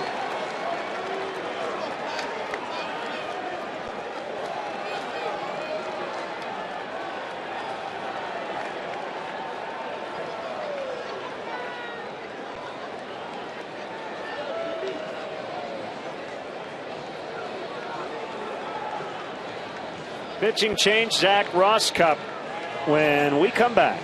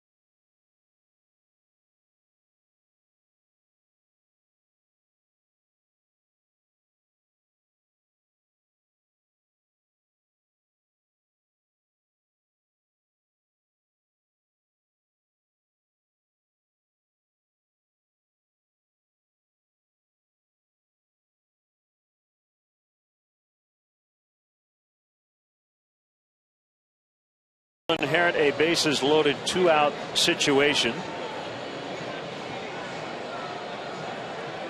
Run in, the Dodgers leading now by 3.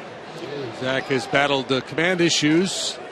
His time with the Cubs this year, you see 11 walks in 10 innings, contributing to that inflated ERA of 11.70.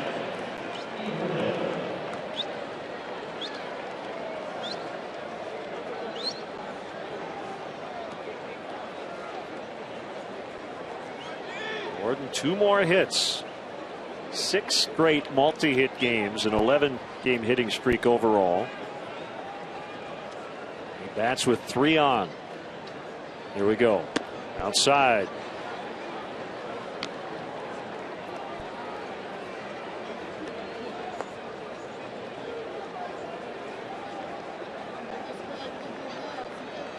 You're not trying to pick a corner here. You just throw strikes. Doesn't hit for power. There you go.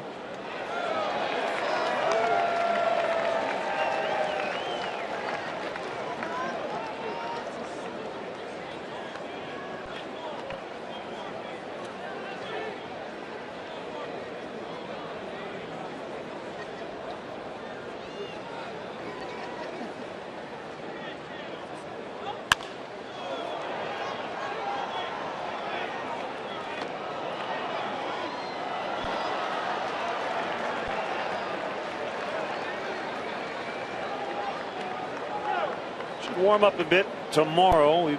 Hopefully we'll get into the upper 60s, low 70s. Possible threat of rain on Saturday, although it's a 12:05 start. So that should help.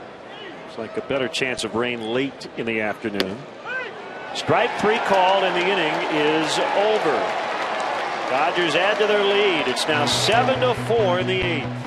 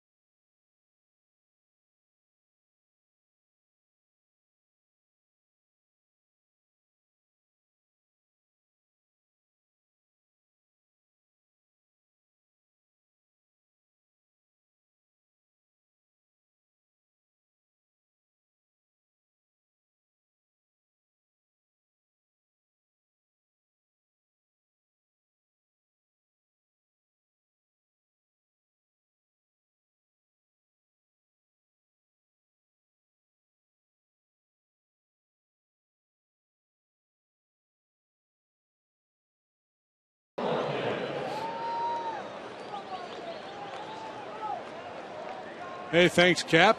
Appreciate that.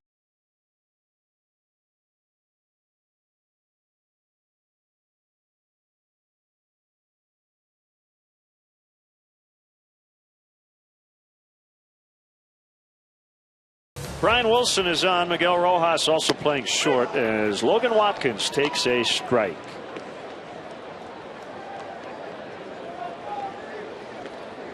The veteran Wilson has been out there 55 times. Pitched to a 4.63 ERA. Slider in there. Bullpen's been somewhat inconsistent. The closer, Kenley Jansen's been really, really good. The other guys have been up and down.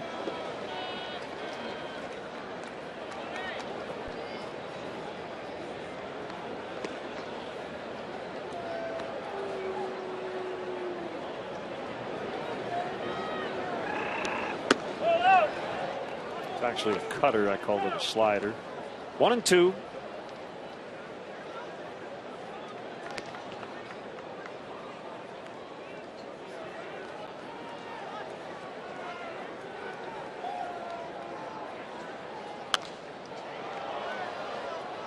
One man's cutter's another man's slider. Right.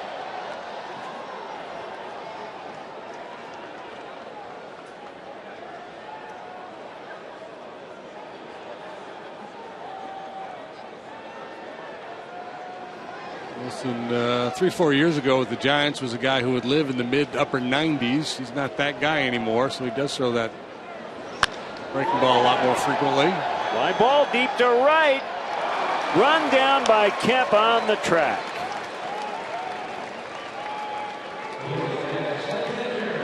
Watkins gave it a ride and allowed first out. Tough night for Logan. 0 for 4 now, and a critical error to go along with that. Good swing here, though, but Kemp retreats and makes the play.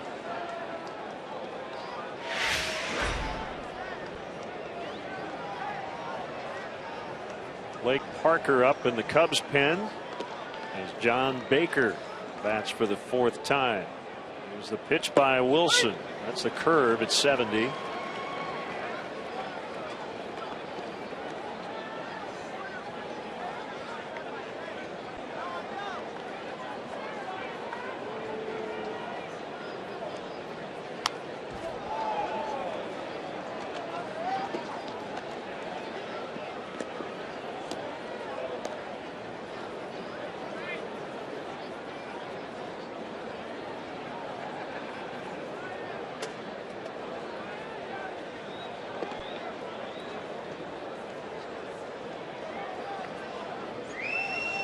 Here comes the 0-2.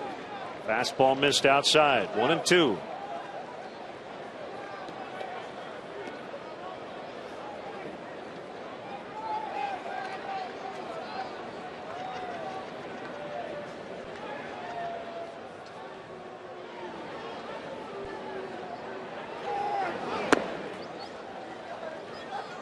Now 2-2. Guessing Clayton Kershaw and Edwin Jackson have headed home. Kershaw's case back to the team hotel, getting a good night's sleep for the 1:20 first pitch tomorrow.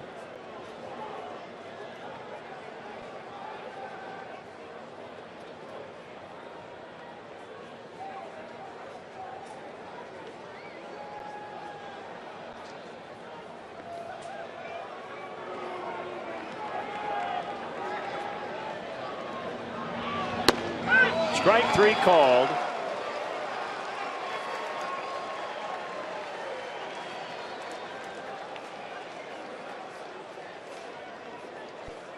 We'll get a pinch hitter, Chris Valleca. A little backdoor slider or cutter. Missed, but he got the call from Gibson. It's not been particularly generous back there tonight. What was that time?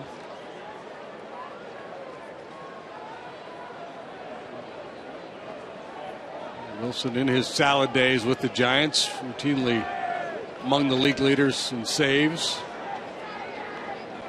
41 in 08, 38 in 09, 48 in 2010. It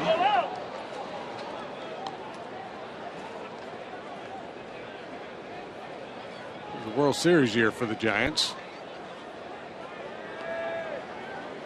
He really became a cult hero in San Francisco, pitching for their arch rivals. Fear the beard, right?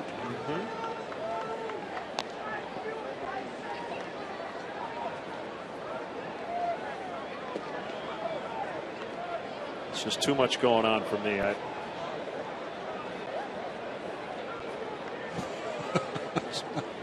want to scratch my face looking at it. Looks like he's got to pull it up a little bit, right? Like it's kind of sagging, sideburns. hanging an inch or two too low or something. I don't know. Yeah, well, that's the thing. Right? So he's got a little bit of a mohawk working under that hat, right? You got a little something going there. Yeah, I mean, we're thinking he's coloring the beard. Has to, right?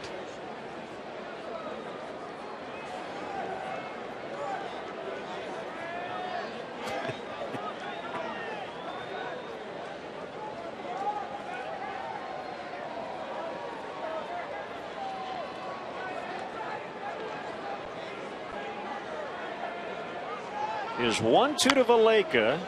Jam shot, pop up, caught. The slide and the grab by Adrian Gonzalez. As we ponder if Brian Wilson would ever sign a contract with the New York Yankees with their grooming policy. Think about it. 7-4 Dodgers.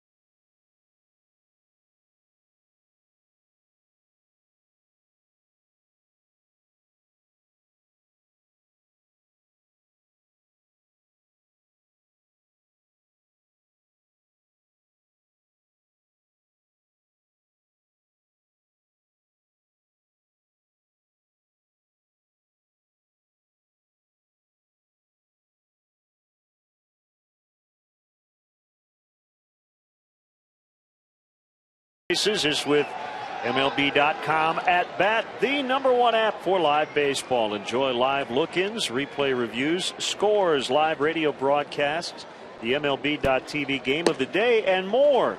Get at bat for your smartphone or tablet on the App Store, or visit MLB.com.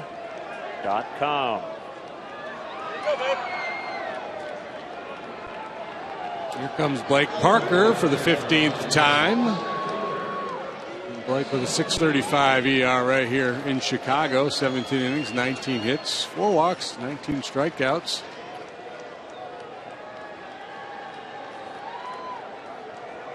And, right-handed hitters have been a bit of a problem for him. Tough part of the order here. Puig, Gonzalez, and Kemp. Right now, it'll be Kenley Jansen in the bottom of the ninth. That, I suppose, could change if the Dodgers add on here. Big cut, and Puig came up empty.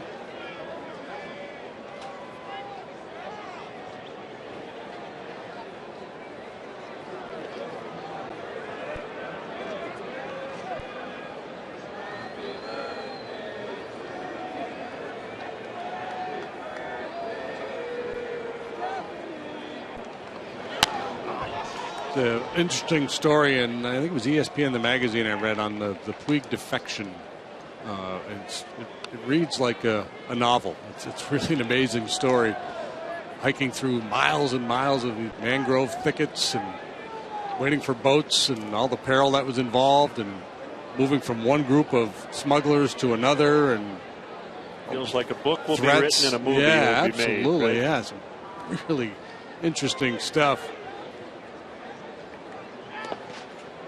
At one point in the story, it says it was he and his girlfriend and like a guide and then like a spiritual advisor, and they decided to give up because they were starving. They hadn't eaten in hours and hours. They've been hiking through all this stuff to try to stay undercover, and the spiritual advisor had forgotten like a statue of a saint or something, And it's like, we got to go back and get this. This is just not good to leave this behind. And so they went back to the beach, and in so doing, in broad daylight, they were putting themselves in jeopardy. But they saw the boat. They saw this boat coming.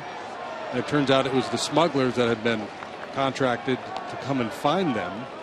And they weren't there the night before because they'd been lost or something. So it was just this kind of serendipitous event where they met up with the boat. And I'll muddy up all the details if I try to tell the whole story, but find it online or find the story. And it's amazing stuff.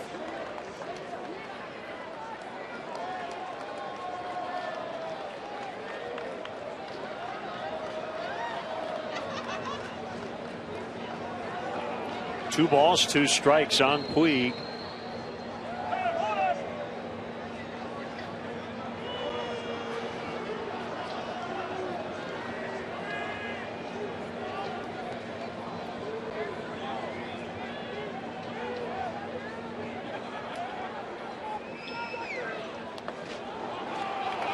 Three breaking balls way out of the strike zone after he got to 0-2.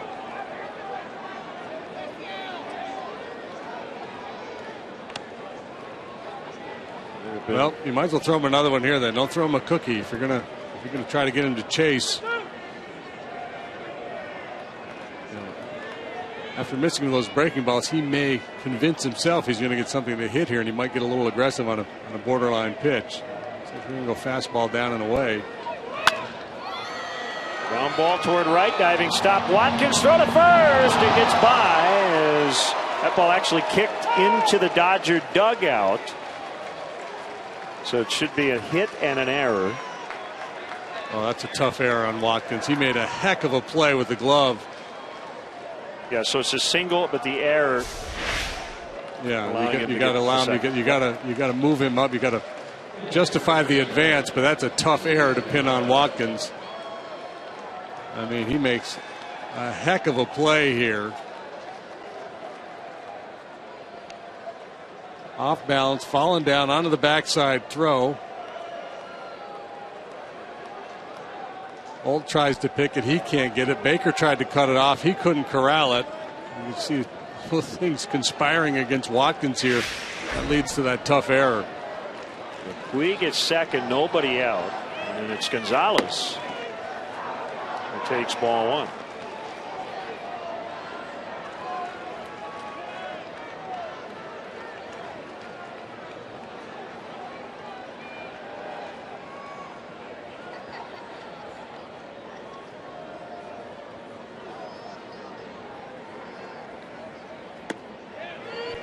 Went around on a curve.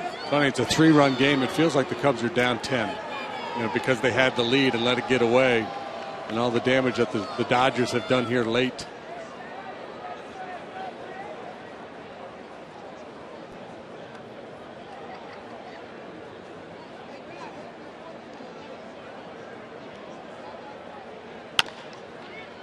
We'll send Puig to third as Baez will throw out Gonzalez. Nope, he didn't. Holt came off the bag. His foot came off the base. He tried to apply the tag, and apparently it was late.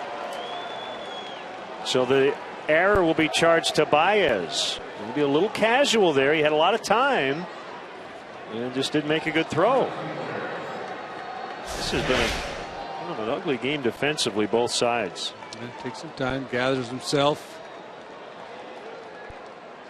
Nope, he missed him on the tag. Yep.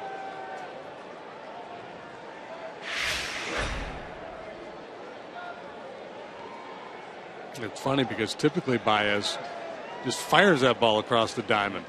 And that time he took a little off and paid the price. And now Ricky Renteria wants to talk about a tag, or did he think Holt had contact with the bag? This kind of feels a little bit like if it's close at all, you're in the 9th inning. You might as well see if you can buy an out here. So he's clearly off the base. Off, and then I did not see a tag. That'll be it. And missed. So yeah, I don't want to see it.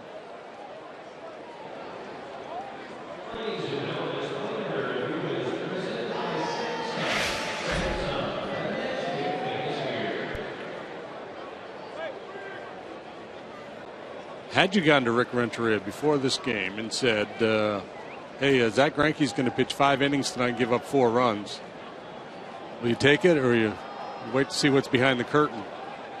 And he would say, absolutely, I'll take it and like my chances.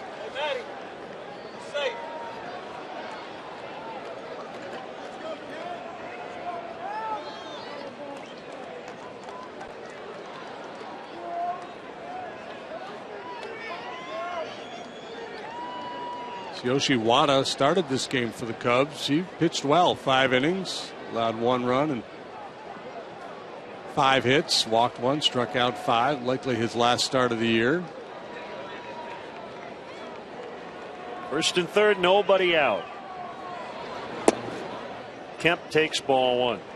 I think Jansen's still the only reliever up in the bullpen for the Dodgers. Again, that might change. Well, they got thumped the last couple days in Colorado, so maybe that he hasn't been out there in a while too. He's going to get loose. We're going to use him. What's today's date?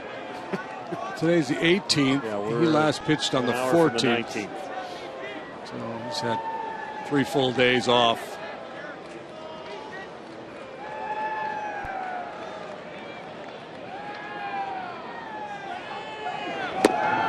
Swung on and missed, 2-1.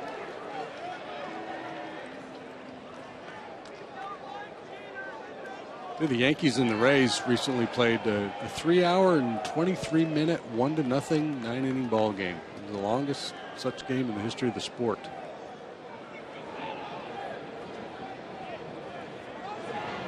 So, Joe Madden was asked about pace of play issues, and we've talked about it a fair bit this year. And the fear of losing the younger generation, and some of the pace of play issues. And Joe thought that the bigger issue was not engaging young fans with technology enough.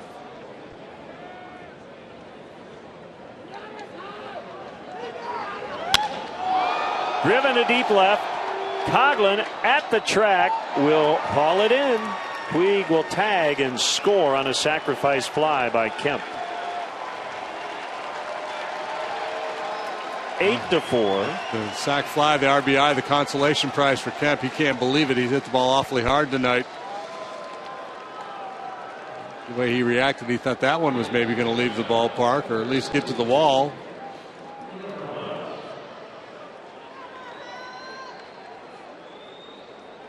But anyway, Madden's point was he thought it would be really good for clubs and their players to Skype with a class, like a 4th grade class, Skyping with one of his guys and engage young fans through technology. Sure. Rojas.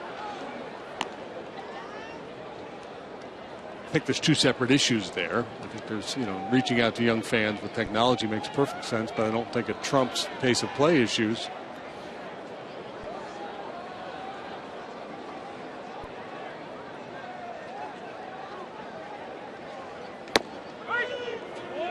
Heater at the knees for a strike. 1-1.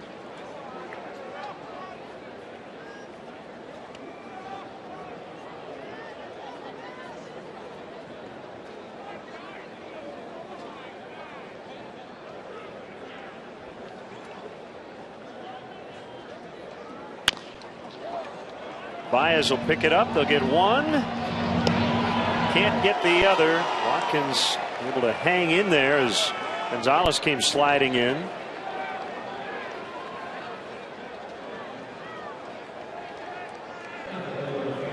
Two away. Here's Crawford.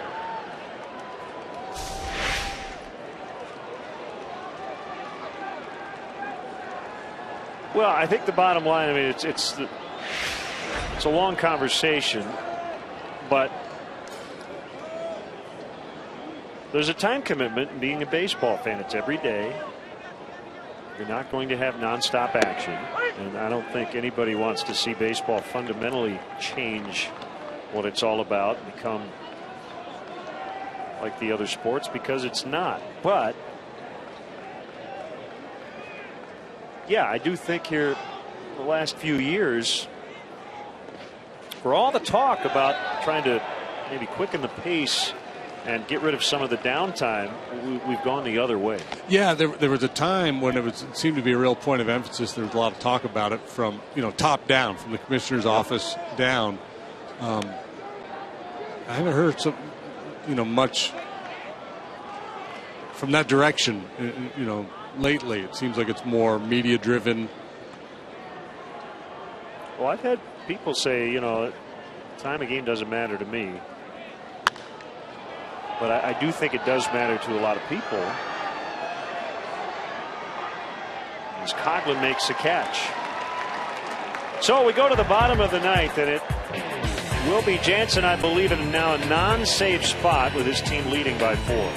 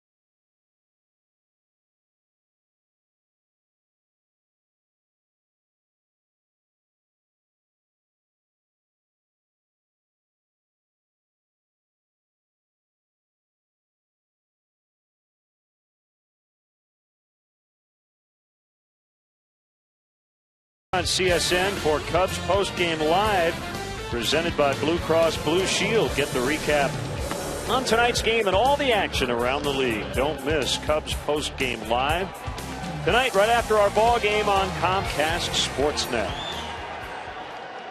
Not a safe situation for the big right-hander Kenley Jansen, 6'5", 265. With his team now leading 8-4.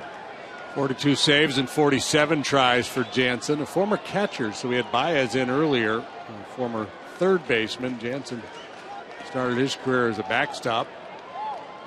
Then he got wise and moved 60 feet 6 inches in the other direction. Blake Parker did the same thing.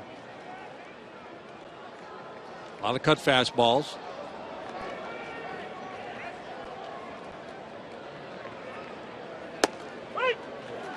Chris Coghlan looks at a strike.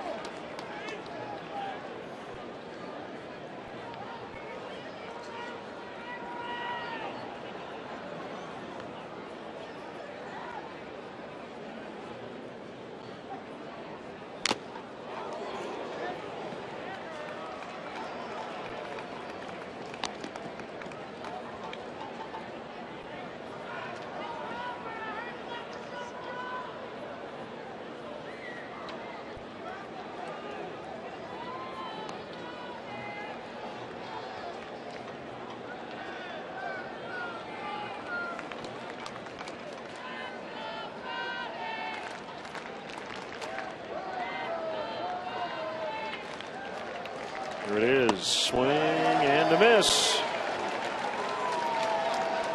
For out number 1.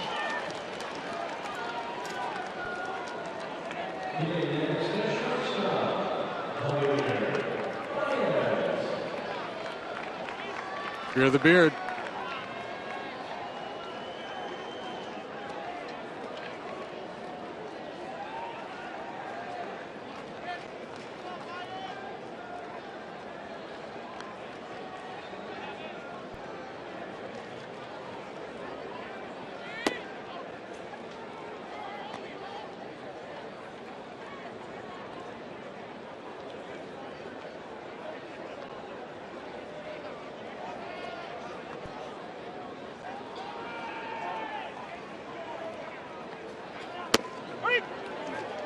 1-1.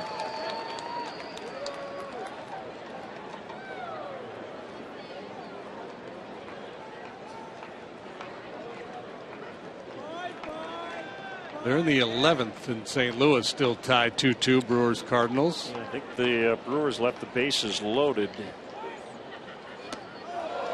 Big swing, 1-2.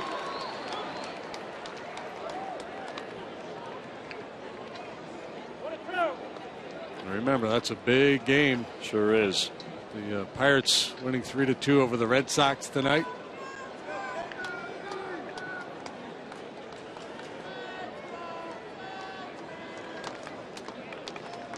Another big one out west. Mariners Angels scoreless in the 7th. Ooh, wow. That's a life. Back-to-back Ks, and Baez striking out for the first time tonight. What is likely his final plate appearance of the evening.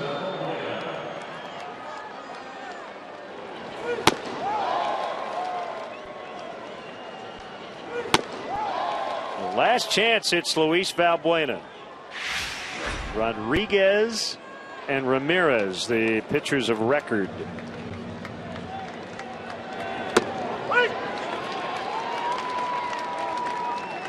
This game ended up being decided by the bullpens.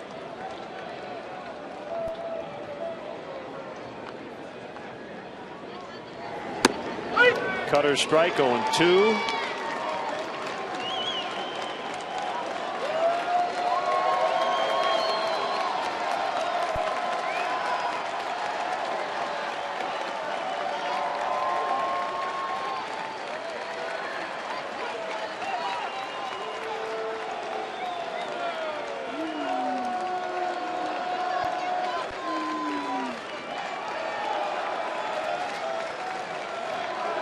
Kick, the 0-2 outside. He hit 95 on that fastball.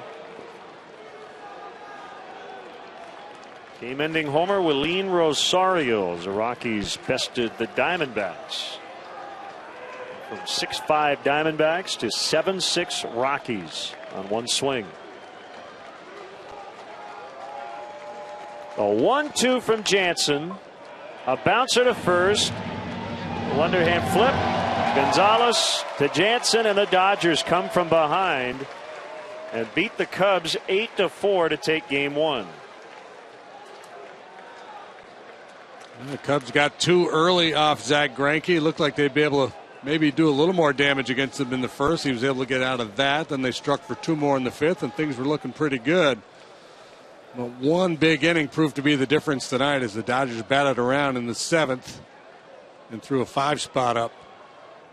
5 errors combined in this game. It was not the prettiest ball game defensively, but the Dodgers now increase their lead in the National League West to 2.5 games. Their magic number for a division title now down to 8. And our GMC player of the game, we're going to give it to the Dodger bullpen. Kind of an off night for Zach Greinke, but the pen did its job. Rodriguez, Baez, Wilson, and Jansen. Yeah, 4 scoreless innings. They allowed a couple of hits. Those were both off Baez. Jansen came in to finish the deal. 3 up, 3 down with a couple of punch-outs.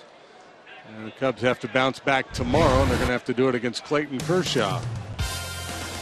So for JD, Kelly, and our entire CSN crew, Len Casper with your final. It's the Dodgers 8, the Cubs 4. We're back with you Sunday pregame coverage 12:30 from the ballpark to wrap up the weekend. Coming up next, Blue Cross Blue Shield Cubs postgame live.